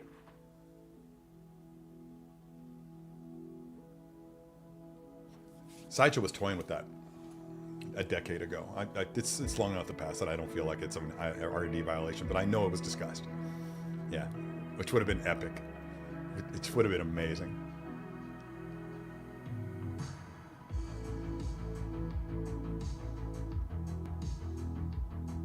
Word. Yeah, Here's my advice to InArt fans that love to generate that sort of discourse, that to love to reduce it to that sort of discussion. And it does reduce things. Make no mistake, it does reduce things. Focus on what you love. Focus on what you love, because when you start talking about the InArt figures that you love, and then the conversation turns to a Hot Toys comparison, and you're basically saying, well, Hot Toys is junk, for instance, then you're, again, like you said it, Laura, it's distasteful. But then the energy that you're projecting, the energy that's coming out of you, it's negative energy. And even you don't need that. I certainly don't want it. What's the point? And besides, Hot Toys isn't junk. There's a sliding scale. I think it was Justin who made a comment about in regards to that, comparing Hot Toys to InArt. It's like Hot Toys is the Porsche and InArt is the Ferrari. I mean, they're both ridiculously great cars that most people can't afford to purchase. But one is definitely better and is a hell of a lot more expensive as a result. The one thing that I love about Hot Toys is that up till now, up to today, they continue to be able to generate a high number of figures at a relatively rapid rate, a production rate. And they do it in a way that a lot of people, a decent amount of people, are able to afford. And I don't think InArt can do that.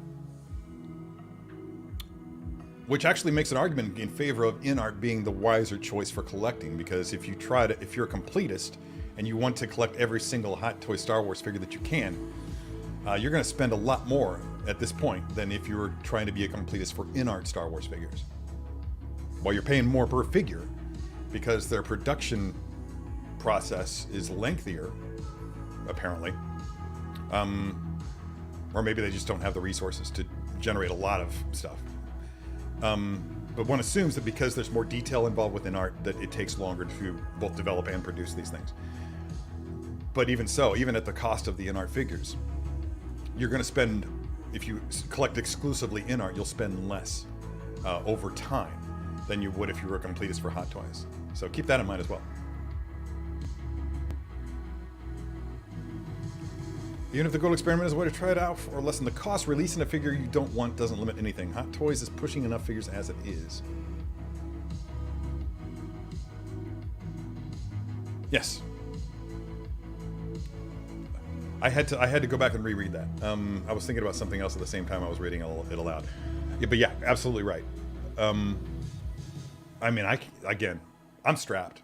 I'm in the worst financial situation that I've been in my life right now.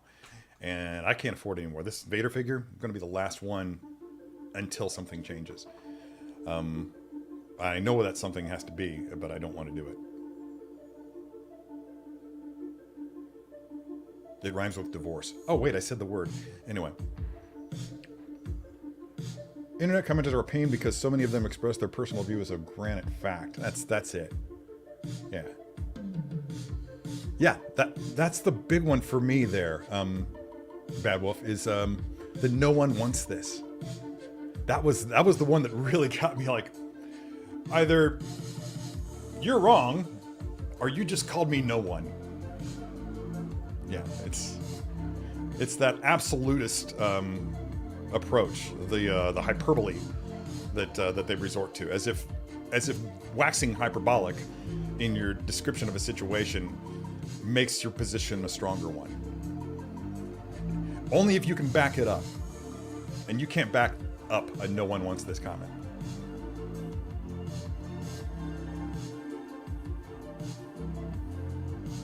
I don't know what that is. I'll have to look into it.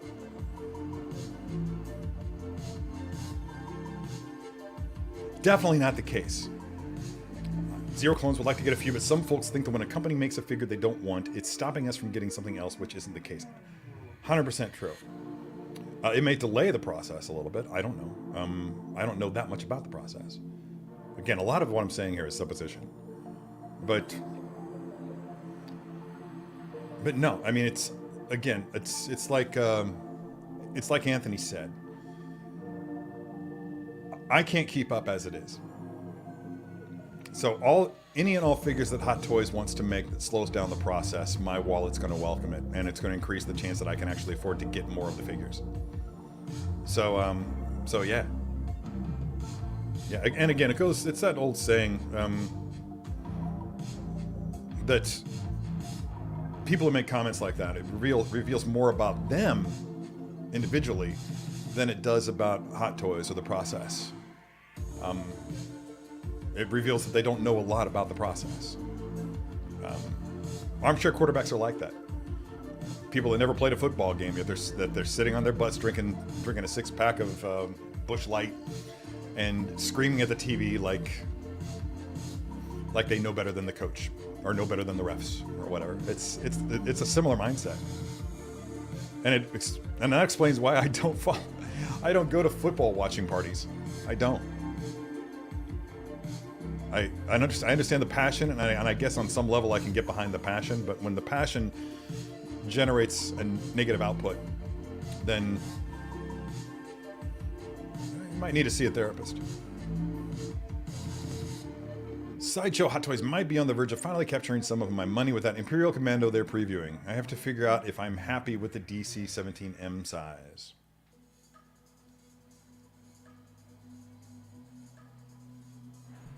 Next week. Maybe later.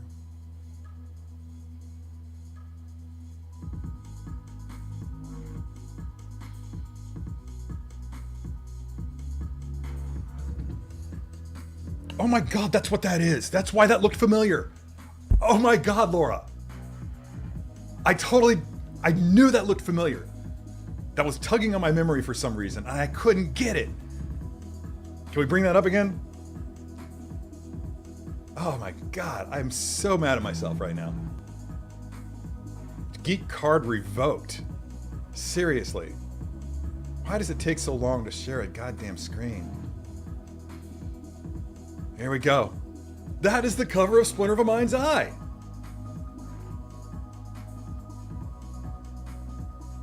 Oh my God. Yeah, how did I miss that? Yeah, great stuff, Laura. Bonus. If I can move that to the top of the batting order. Oh, and I can. That's good. I'm just going to move it up to the top. Here, you get it first prize. Oh, by the way, something else I wanted to bring up while I've got this window up is this great pose by Guy Clinton. Did I already bring that up? Not sure. Isn't this awesome? Sliding across the pram like he's sliding across, like he's Starsky and Hutch or the Duke Boys sliding across the General Lee. You know, he described this pose to me before the video went live, and I was just like, yeah, that sounds kind of fun. And then when I saw it, I laughed out loud. Good stuff, Guy. Good job. That guy's such an asset to the collecting community.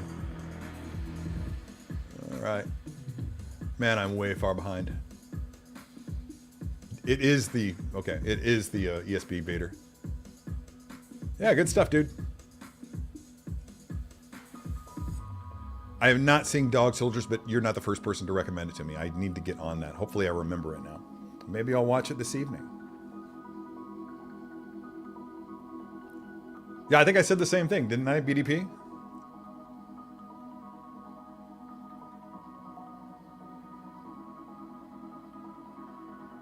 Oh, it does, doesn't it? It does scream Let's Rock. That's some Vasquez level shit right there. Oh, is Dog Soldiers that old?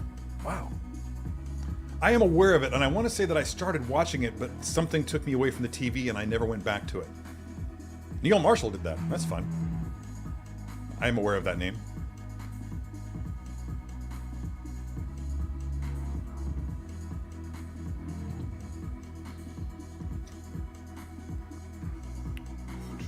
Just making sure I don't fly. Force Unleashed was indeed the movie I was thinking of with the guy that voiced Darth Vader. Wait, why is this just now popping up? Weren't you here earlier? Are you just coming back? I don't accept that. I've had people say that to me before. I've had very close friends say that to me before. And while I acknowledge that they're probably right, again, it's a hill I will die on. I will beat my chest about it until I'm overwhelmed.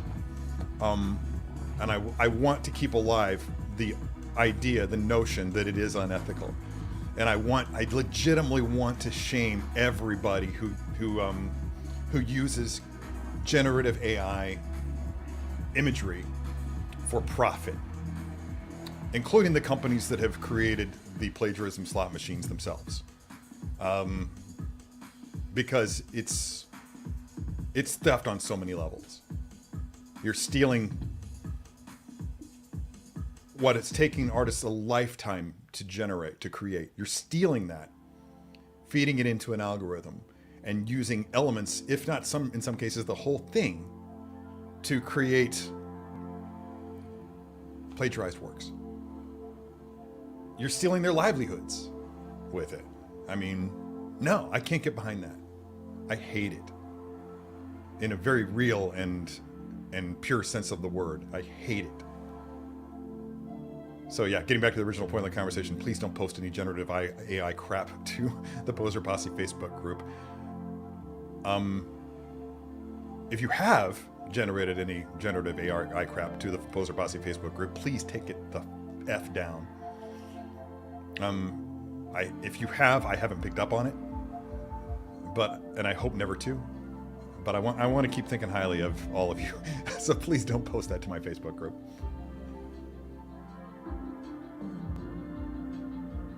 I did those 2 Warriors of Future figures for the first look, and I'm intrigued by it. Is that a werewolf-related thing? Is that why that came up? Yeah. Yeah, the thing is that most of what I see Apple doing is, like using the iPad, is it's changing the medium. That's why I'm fine with Photoshop. Because you have to generate imagery by some method in order to create composites. Somebody has to generate the things that wind up being in the different layers, the background layers, the various atmospheric layers, if you want to add those, the layer that features the subject. That all has to be generated either practically and then photographed, or scanned in, or painted digitally. Again, the difference between a practical painting like an oil painting or what have you, and a painting in Photoshop is just simply a matter of medium. It still had to be created by a human, and that's why I'm comfortable with that. So you may be talking about something different here, James, but if what you're talking about is the way that you can now use Apple to like an iPad to generate music, for instance. That actually, the music, even though they're synthesizing the instruments, the music itself came from somebody's brain. I'm sure that there are ways to use generative AI to create music as well, to replicate music, to plagiarize music. But I can stand behind people like, what's her name? Why do I want to say Elijah Cuthbert? Oh, she's not even a freaking musician, at least not that I'm aware of. Let's say Bjork. Bjork does a lot of computerized stuff. That's not who I was thinking of initially. Billie Eilish. She and her brother at home with a laptop creating music. Not sure how they come up with the sounds. Whether they're just... I was watching a guy, I can't even remember who it was, but he was taking like the sound of like hitting somebody's coffee cup or somebody's water glass or something like that, and he recorded it onto his laptop, and from that one sound he created multiple other sounds, and then right there on the show made within like 3 minutes generated a song. And I'm fine with that. It's just a different medium. But it's when all you do is enter some words into a prompt, and the algorithm then uses stolen elements to, and I know I'm saying the same thing multiple different ways here, but the algorithm uses stolen elements of other people's work, mixes it up in a blender, and squirts something out that may or may not look good. What do they say? 1,000 monkeys on 1,000 typewriters can generate Shakespeare. Yeah, it's something like that. You're basically doing the 1,000 monkeys and 1,000 typewriters thing and hoping you get something that's worthwhile. And depending on your taste, it may be worthwhile to you, but the journey is just as important as the destination, to put it simply. Oh, not that I'm aware of, but it could be done. It could be. I don't know enough about the process to say how it could be done, but I'm sure that it could be done. Feed an algorithm enough images of posed figures, and once it breaks down the simple components and the common elements of it, the different joints in different places, then figure out then teach that algorithm how 6 scale figures work. Then yeah, it can be done. You give me time and somebody who knows what they're doing, and me and that partner will generate an app that will allow you to virtually pose a 6 scale figure on your iPhone screen. All you would have to do would be like a wireframe model, then build on top, and then use that wireframe model as the basis, like the figure body, and then dress it in whatever skin you wanted to, such as Darth Vader. Make whatever adjustments that you needed to specifically make it like that figure, and then you would have the ability in 3D, just like swiping here and there, to spin it around in 360-degree sphere, even, so that you can see it from the top down, from the bottom up, what have you. And then, just similar to the way that they make CGI stuff, you could grab like a particular point, the elbow, and move it this way, drag it out.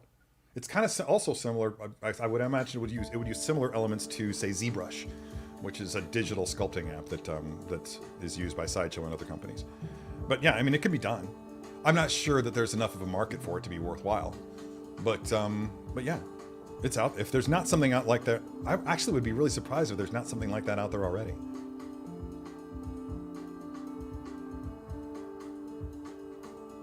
I am a big fan of the idea of using AI to make society better, but I would challenge anybody to tell me how putting thousands and thousands of artists out of work makes society better. For a computer-generated equivalent, how does that make society better? One of the things they talk about with the benefits of AI and the way society can make AI better, one of the number one arguments in favor of it, and that I can get behind, is once AI and robotics has reached a level where nobody needs to do physical labor of any kind, then you've reached a point where we're all free to do whatever we want.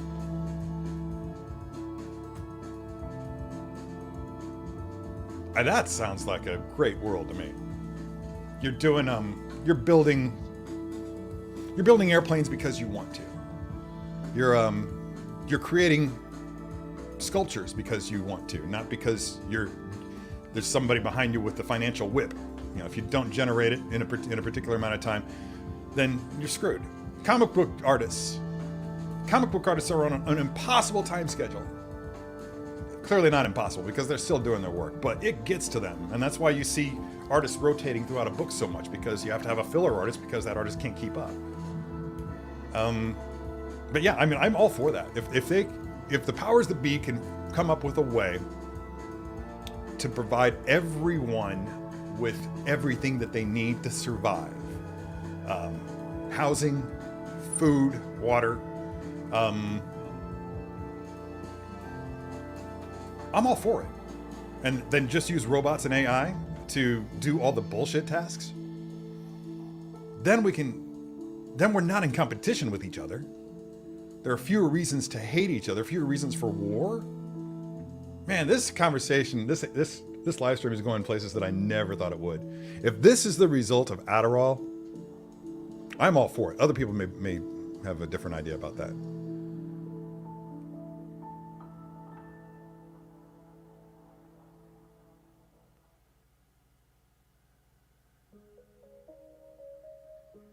Yeah, you're definitely, see, that's just it. And that's the downside to what I just described, is you get the people who, from Wall-E, the humans from Wall-E. And okay. There are ways around that, though, too. I mean, if the problem is everybody becomes lazy and obese, all right. There are ways around that, but they kind of approach... They kind of flirt along the edge of the tyrannical. You can only get so much food a month. You get your nutritional needs.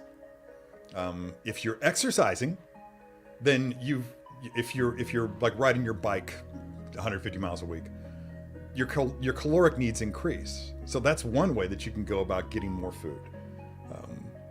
Yeah, I mean, I'm sure this for some people, me talking about this shit sounds scary as hell, but I mean, is it worse than the conditions that so many people have to work in around the world? I don't think so. I don't think so. Why are you talking about here? With a term you used yourself, I despise money grab or variations. Oh, the term by complainers is complain. Yeah. Again, that's one of those things that really shows more about the commenter than it does about the company they're referring to.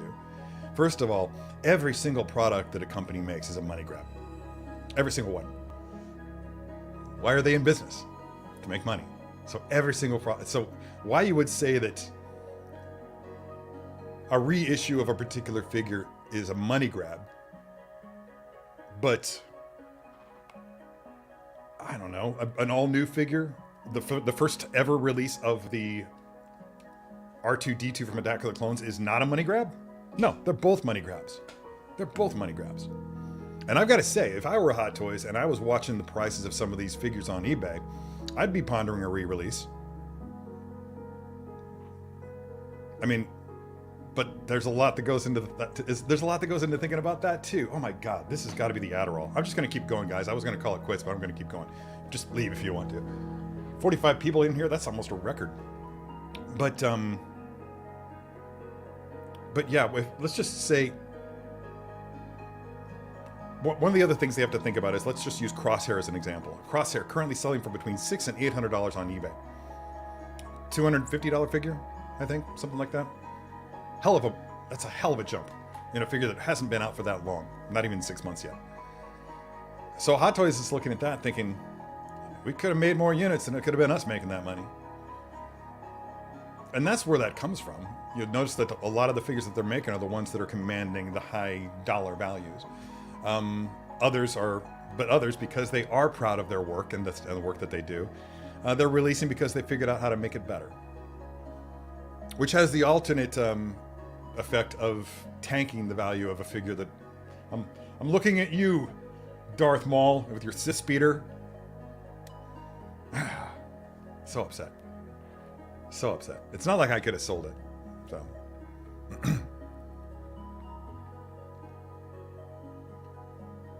that would be something. But how long did it take the original Phasma to sell out? And given the... Here's when I can see us get... I almost use a phrase that I hate. I hate it when people say things in comments like, Hot Toys, when are you going to give us this? Yeah. We got a Phasma. I'm not going to go into it, but it reeks of entitlement to me. But anyway, getting back to what I was talking about. Phasma, I feel like...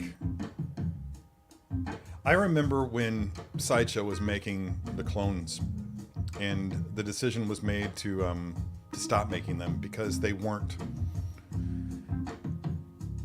underperforming. A lot of them were just sitting on the website forever, and they were like, we can't keep generating these clones. We're just going to fill up the warehouse with them. And they stopped. And I remember exactly what I thought at the time. You guys did this a decade early. Because the kids that grew up on the prequels didn't have disposable income yet. The kind of disposable income necessary to buy these figures. Right now we're living in a time where the prequels have been out since, what, episode 7 was 2015, then 2018, then... Is that right? 2015, 2018, and 2021? Can that be right? No. 2013, 2016, 2019. That sounds more right to me. Anyway, whenever they were. A lot of adults, myself included, have negative opinions of them. I'll be honest, I do not watch, I haven't watched a sequel film in ages. And it just didn't resonate with me on a number of different levels. But for the kids who were exposed to Star Wars for the first time with the sequels, they're going to grow up into adults that have jobs and that are making tons of cash. So while Hot Toys capitalized on the enthusiasm for the sequels when they were coming out and churned out as many figures as they could, smart strategy, by the way,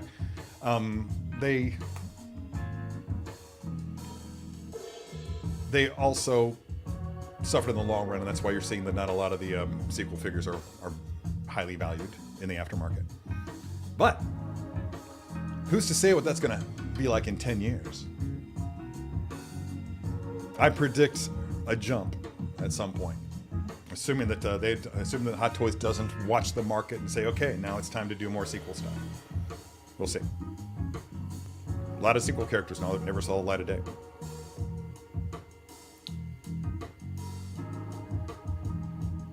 Oh, I should have done that. He's right over here, but I should have put that in with the mix, but I don't know, 4 was about enough for the table and the lens that I was using. I didn't have a lot of time. I legitimately snapped that photo of those Chrome Troopers right before the show. That is a solid tag. Oh, is that right, man? You are a veteran. That's exciting. Oh, David Lynchen is here. There's a name I haven't seen in a while. What's up, dude? God, how far do I have to go? Am I ever going to get done with these comments? Yeah, that just, to them, that just sounds dismissive. No, I will not chill out. It's my right. All right. You're not wrong. You're 100% correct.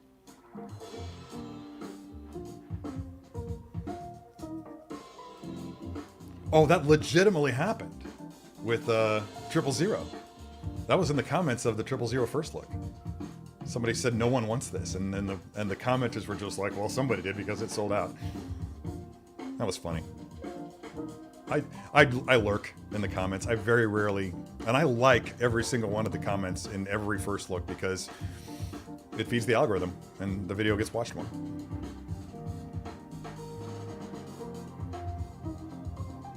Yeah, dude, that stings. God. And eventually it kind of will. I mean, I can imagine that any kind of machine that could fold your laundry, for instance, is going to be prohibitively expensive for most people for a very long time. So there are menial tasks that people are going to still have to perform, and I think that's fine. Yeah, and as far as, I mean, obviously there's the dishwasher thing, but yeah, I've grown so spoiled by my dishwasher that I don't even want to put the dishes in the I don't even want to take the dishes out of the dishwasher. I do, but it's after I've done everything else. Same with mowing my lawn. Is this... Hang on, I have to make sure that I'm not... Okay. This song sounds a lot like a Thundercat tune, so I was just making sure that I wasn't going to get another copyright strike. Solid reference for Boss Hogg and Roscoe.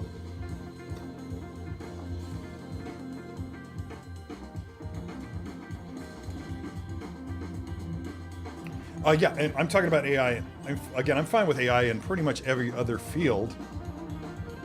But the thing of it is that one of the arguments in favor of AI used by so many people who are trying to develop it. I mean, they will always say this is the way that we create a utopian society, where everybody's free just to make art. And the first people that suffer from it are the artists. That's the irony of it. And I'm like, oh, you're doing it wrong. Mike Games is late. Well, you're probably pregnant. Bad joke. Is that who it was? Yeah, that might have been him. That sounds right. By the way, hey 14, what's up? Oh yeah, dude, I've got that here. Yeah, I picked it up on eBay. In fact, I'll probably, since I did pick it up on eBay, I'll probably sell that one. A lot of my collectibles, non-sideshow stuff, sideshow stuff from before I worked for Sideshow, and sideshow Hot Toys, whatever stuff that was bought on eBay or at comic shops or whatever. That it's gonna have to go. This is gonna have to go. I've got to pay off this car. I've got to get that money back in my account every month, every pay period.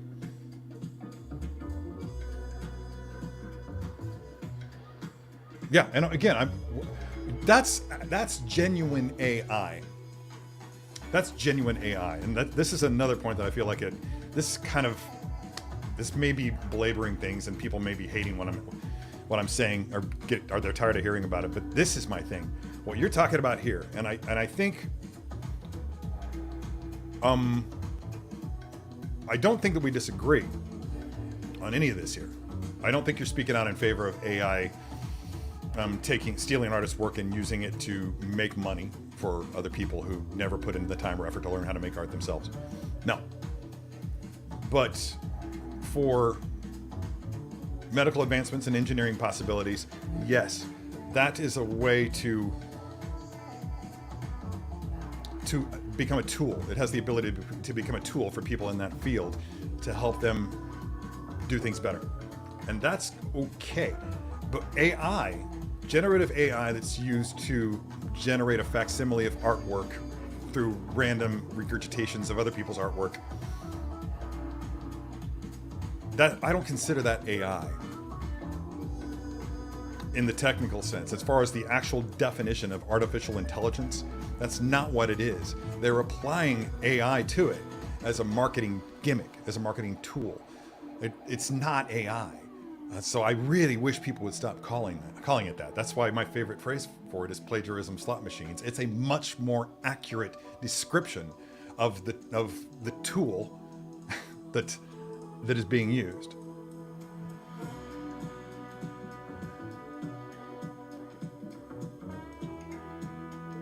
Oh, I think you're giving them too much credit. I do. And I think that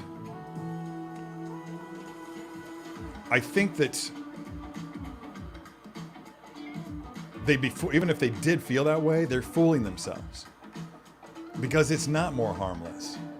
It's clearly causing more harm than training AI on mathematical problems and physics problems. That's really the way you want to do it, because random regurgitations of other people's stolen artwork is not a good way to predict or to train something to do something with the accuracy necessary in mathematics and physics. It's my understanding of it is obviously limited, but still, I just don't.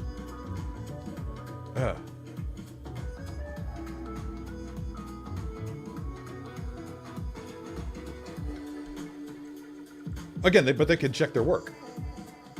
They can check the work. If you're training AI to build homes, for instance, you can check the work. There's a process that involves testing and again checking the work of whatever AI/robots were actually building the stuff. And then you have to train them to check their own work. And that just goes to show you that then it becomes a tool to like streamline the process. But there's still some actual human work involved at this point. Companies want to make money? No, right? Yeah.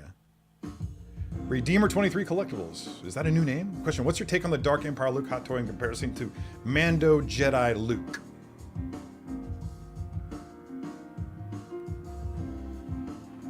If you're asking me which one I would prefer to have in my own collection, it would be Mando Jedi Luke.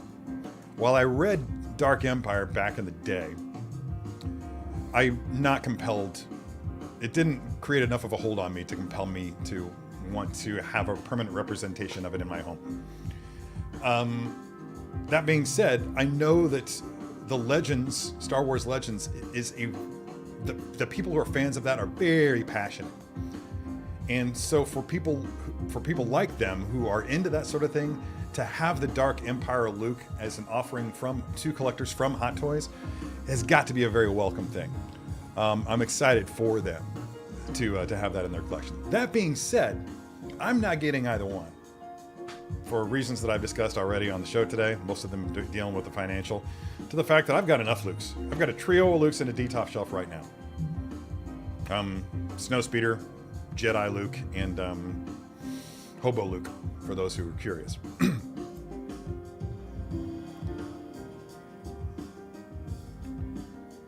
Totally fine. Totally fine. I welcome that. Every single first look video that drops, somebody says, release the Hawkeye series Clint figure. Awesome. Awesome. Clamor for more. Yeah. But as soon as you start saying things like, this is stupid, why would they release this when they still haven't released Clint? It's not what you say, it's how you say it. It's important.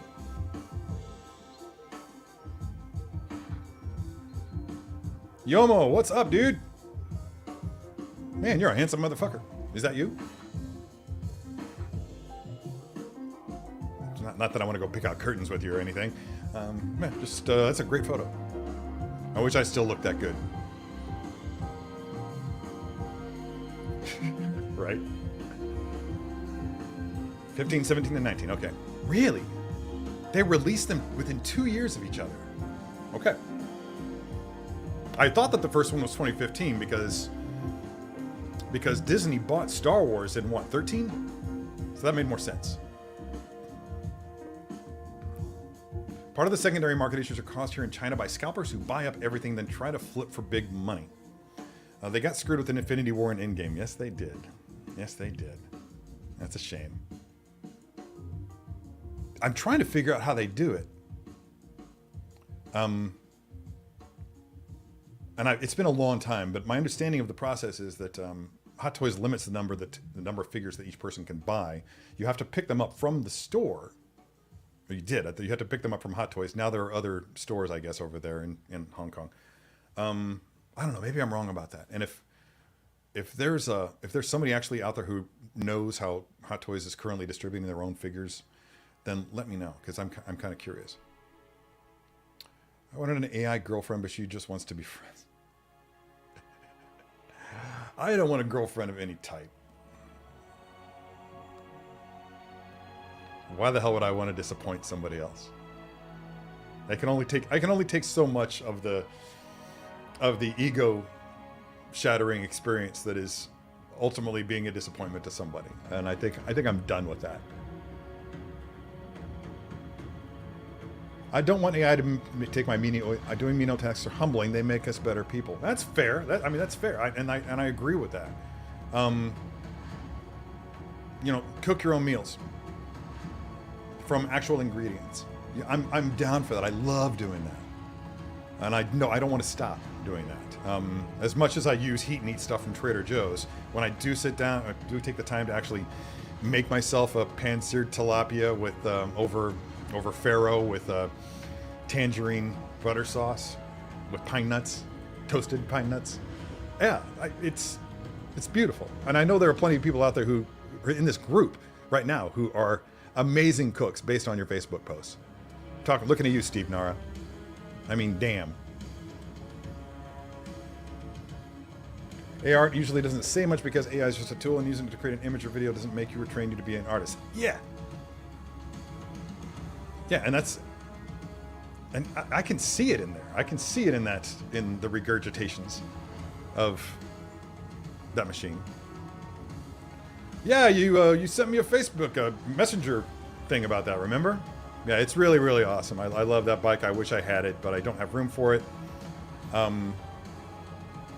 If I did, it would probably be my favorite motorcycle in my, I don't know, that Hayabusa, not Hayabusa, Oh, what's it called? The one from Cyberpunk 2077. The Yabukusa Nagi. That's a great bike. And I have it in there. For those who don't know, I have a Yabukusa Nagi from, oh, God. Pure Arts. And on that bike is the Spider-Man 2020 suit. All of it lit up, and it looks amazing. It looks amazing. What a display. I need to get a great photograph of that. I don't think I have one yet. You earned it. You earned it.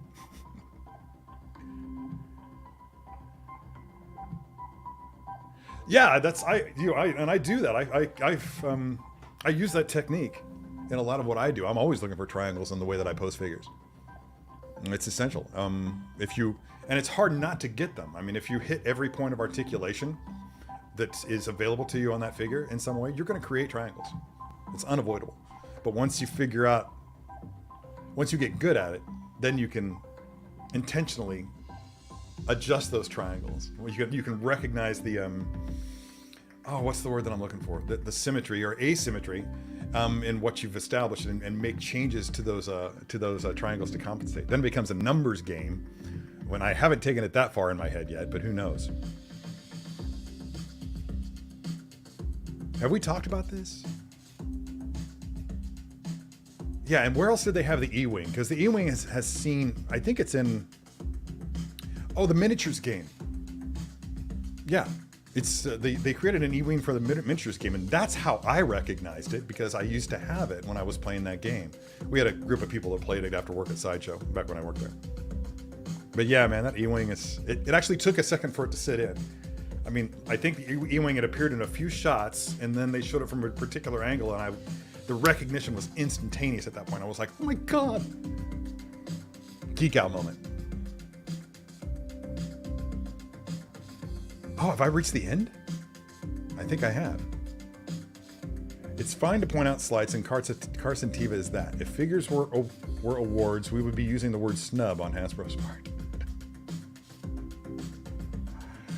I wonder about that. I'm curious about that, because I know that Paul has an amazing following. The numbers he gets on each of his live streams, they're enviable for people who care about such things. But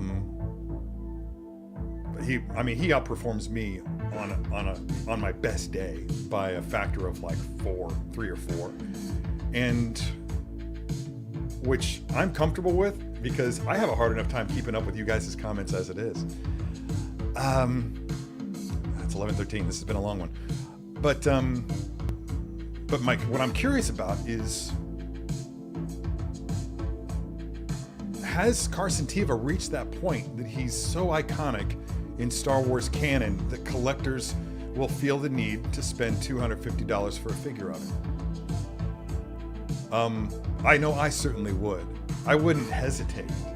I think Carson's putting my friendship with Paulie aside, I think Carson's a fun character.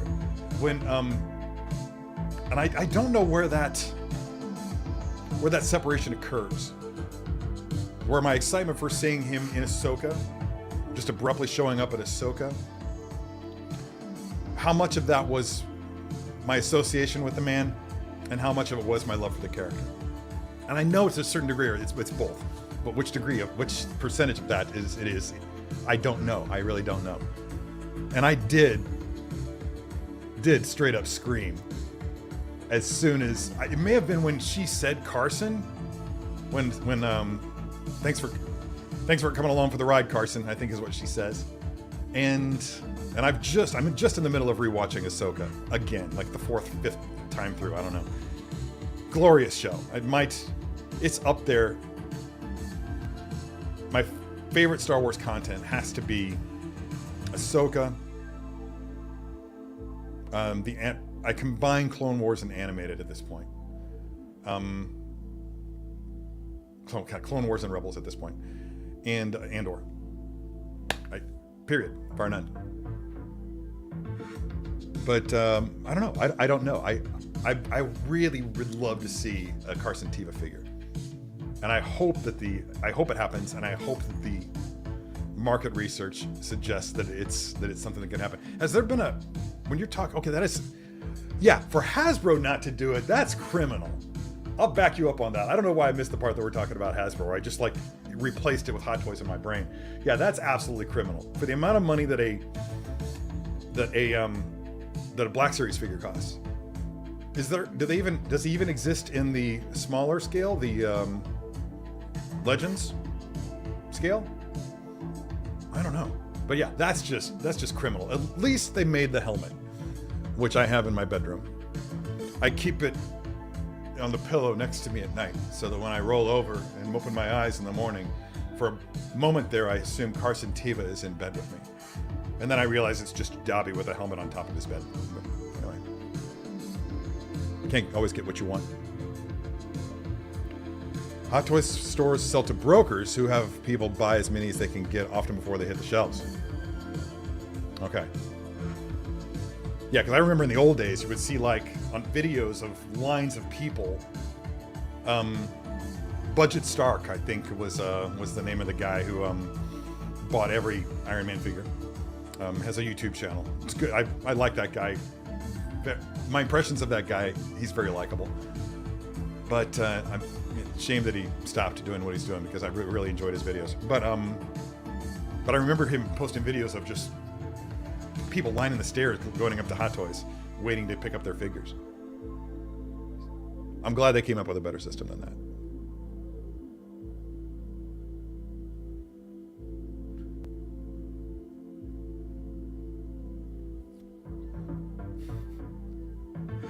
I'll have to talk about that later. Totally Off Topic. Our recent purchase, and I'm waiting the PCS 1/3 Shredder Deluxe. Have you seen it? No, I don't pay much attention to PCS for a variety of reasons. And I'll be frank. It's at least some of it is bitterness. Because when I moved to Charlotte, where they're based, I legitimately reached out to them and had support of one of the Sideshow VPs helping me make the connection. But I'm like, hey man, I'm in town. If you need some photography work, then, yeah. And they ghosted me, straight up ghosted me. Yeah, we're in the middle of something this weekend, a big thing, but we'll get back to you. And they never got back to me. And so that kind of irked me a little bit. At least let's have a conversation. And then later, they picked up one of Sideshow's other photographers, and they moved out there, and that's who's doing their work now. So yeah, I'm a little perturbed with them. Pretty much every YouTube has asked for a Carson Teva figure at this point. It's hard to think Hasbro's afraid there isn't demand for Hasbro figure prices. Yeah, I think that puts a little bit too much import on the influence of YouTubers and their audience. Because it doesn't make that much of an impact, as much of an impact as you might think.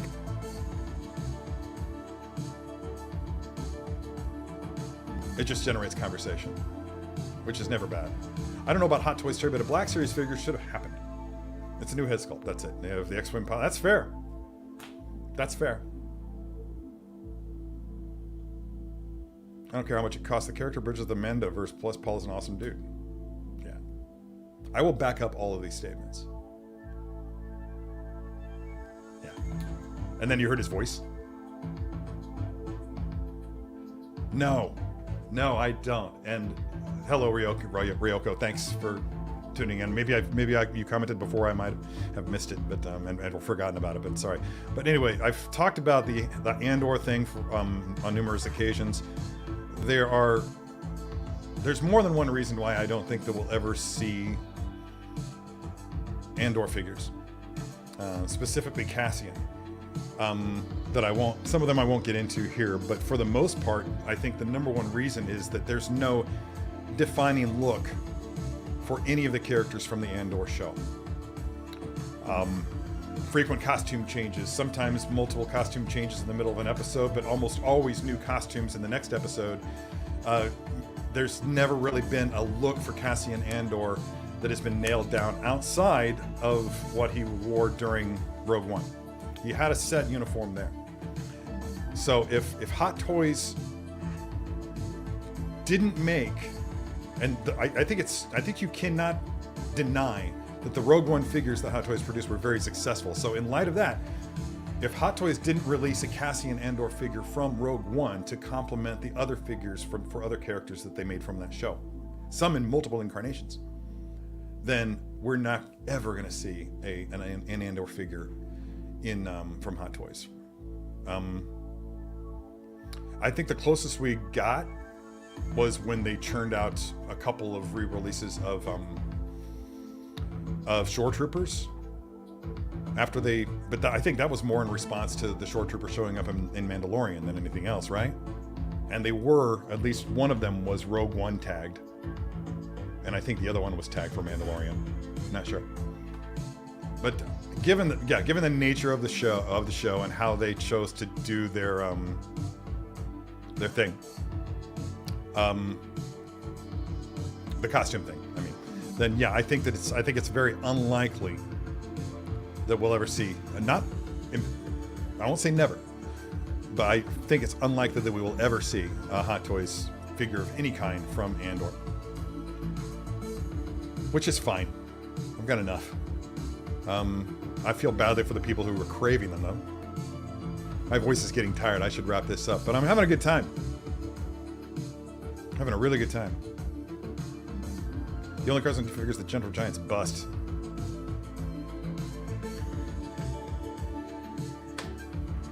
I have that. Where did I put it?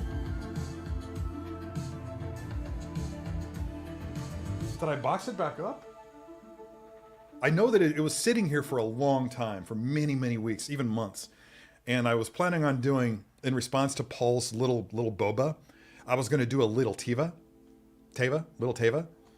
But, and I kept thinking I was going to do it, and then in my free time, I kept trying to imitate Paul as Carson, and I just couldn't do it. My voice is too deep and his is not. and of course my Canadian, it came out really heavy on the Canadian accent, almost to the point of being insulting to Canadians, and I didn't want to do that. So I left it up here for a while, but I kept being afraid I was going to break it. So I guess I must have packed it up and then forgotten that I packed it up. That's wise. Richard, I guess you're leaving us. Thank you, James. Actually, thank you very much for your contributions to that conversation. They were very welcome counterpoints and questions, and I love talking to you. And have a good night. Sleep tight. Sleep tight. David Muscat, what's up, dude? Good morning. Where are you at? West Coast? Thanks, man. You missed if you're just getting here, man, you missed some shit. I was in rare form today. I had a lot to say about generative AI. I had a lot to say about a lot of things. And I'm really happy about the fact that I don't think that I did it in a way that's going to get me into trouble. So there's that.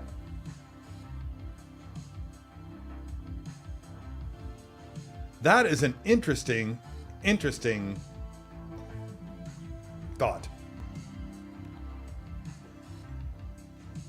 That's an interesting thought. And that's unfortunate because of what happened with Molecule 1. And I will say that the Molecule 1 prototypes were really cool. I do remember working with the John Lennon figure because we were going to do a how to be a poser of it. And then all that crap went down with that guy that ran Molecule 8, and I got on board a team of people that were just like, we can't do this video. We cannot do anything with that company. And eventually I think the decision was made to scrap it, if I'm not mistaken. That guy actually called me on the phone, got a hold of my number and called me. I don't know if it was, I don't know, maybe he reached out to me via email. Somehow or another he got a hold of me and we had a conversation. And I got a bad feeling from him. I can't and won't say why, because I don't want to be. That guy's character's been assassinated enough by himself. He doesn't need any help from me. But yeah, I'm very, very glad that I didn't move forward with working for him, based on what I've heard about other creators who did. I think consensus among the YouTube folks is an accurate reflection of demand for that share of the market, and Hasbro does do releases tailored to that specific market through Pulse. That I did. If Hasbro's doing that, I was unaware of it. But that doesn't surprise me. I mean, the number of things about Hasbro of which I'm unaware could probably just about fill the Grand Canyon. Just to borrow from Silent Bob for those who didn't. Yeah, but I feel like with Hot Toys, the YouTube community represents a small fraction of the actual collectors, especially the ones in the comments. I don't know, we've got what, 39? We had 45 viewers in here at one point, and I am going to end this in 5 minutes because my voice is getting tired and I feel like I'm hyper focusing right now, and that's why I haven't called it off. But I feel like yeah, I don't know the numbers, and if I did, I couldn't tell you. But things have occurred in the collecting world that are contrary to what the collecting community, the vocal collecting community, continues to ask for. And I feel like that demonstrates that the companies who make these things know things that we don't. They have run the numbers, and they are aware of what works and what doesn't. And yeah, so I feel like they'll listen to vocal commenters to a point, but in the end, there are other numbers that they have to look at, and that will influence their decisions. In fact, I know some of that stuff is definitely taking place when it comes to the decisions for which figures to make and which not to make. Some of them are valid, some of them are almost knee-jerk, but yeah. More of the audience isn't buying a lot of figures due to price, but for Black Series, right? Yeah, that's just it. Hasbro may be gun shy, because a lot of the figures that they made back when the sequels were coming out, for instance, were peg warmers for a long freaking time. So that might have them gun shy. Also, the fluctuations in the COVID/post-COVID market, I'm sure, contributed to that as well. You've seen the results of all that upheaval. It's even present at my own company. They felt the effects of that. Some decisions were made that were probably not in their best interest, and they're course correcting now. In some cases, overcorrecting.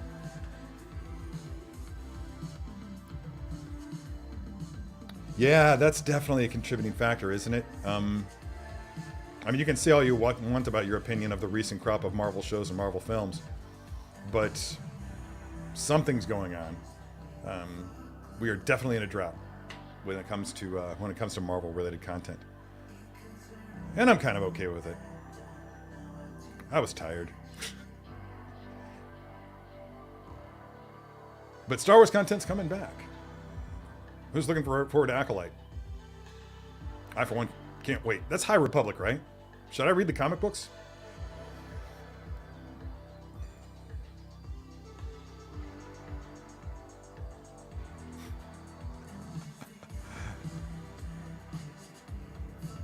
Oh, I don't refer near with her, so I can't say for sure, but I disagree. Oh, part 1 of 2.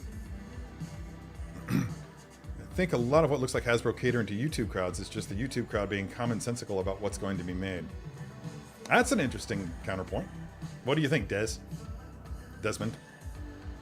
Are you okay with Des?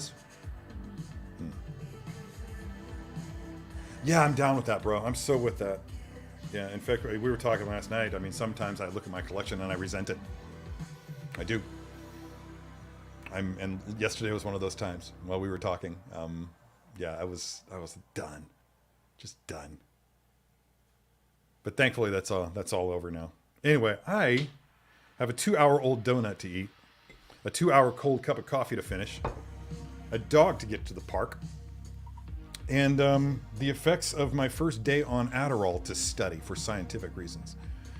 I think that I'll be looking back on this live stream to check out those effects, because I think that's probably part of what's going on here. Rob Parisho's commenting here. They're projecting Skeleton Crew before Christmas.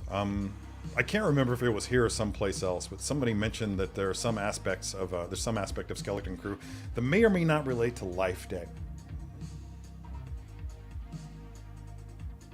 I'm not aware of it, but then I haven't.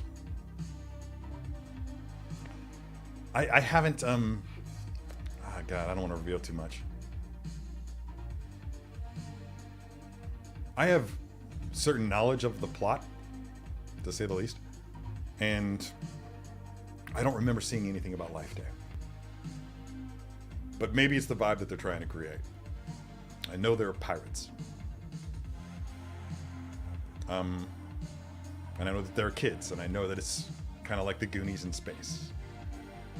So we'll see. I don't know, maybe they're trying to get back home before Life Day. I don't know.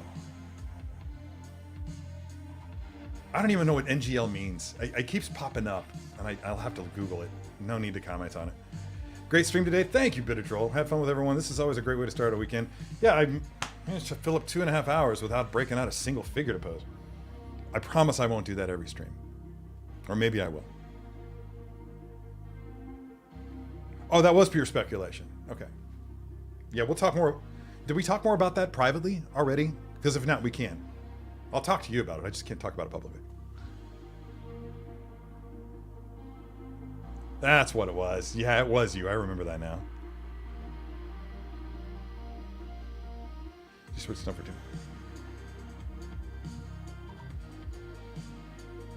Yeah, Hasbro's behavior is truly odd.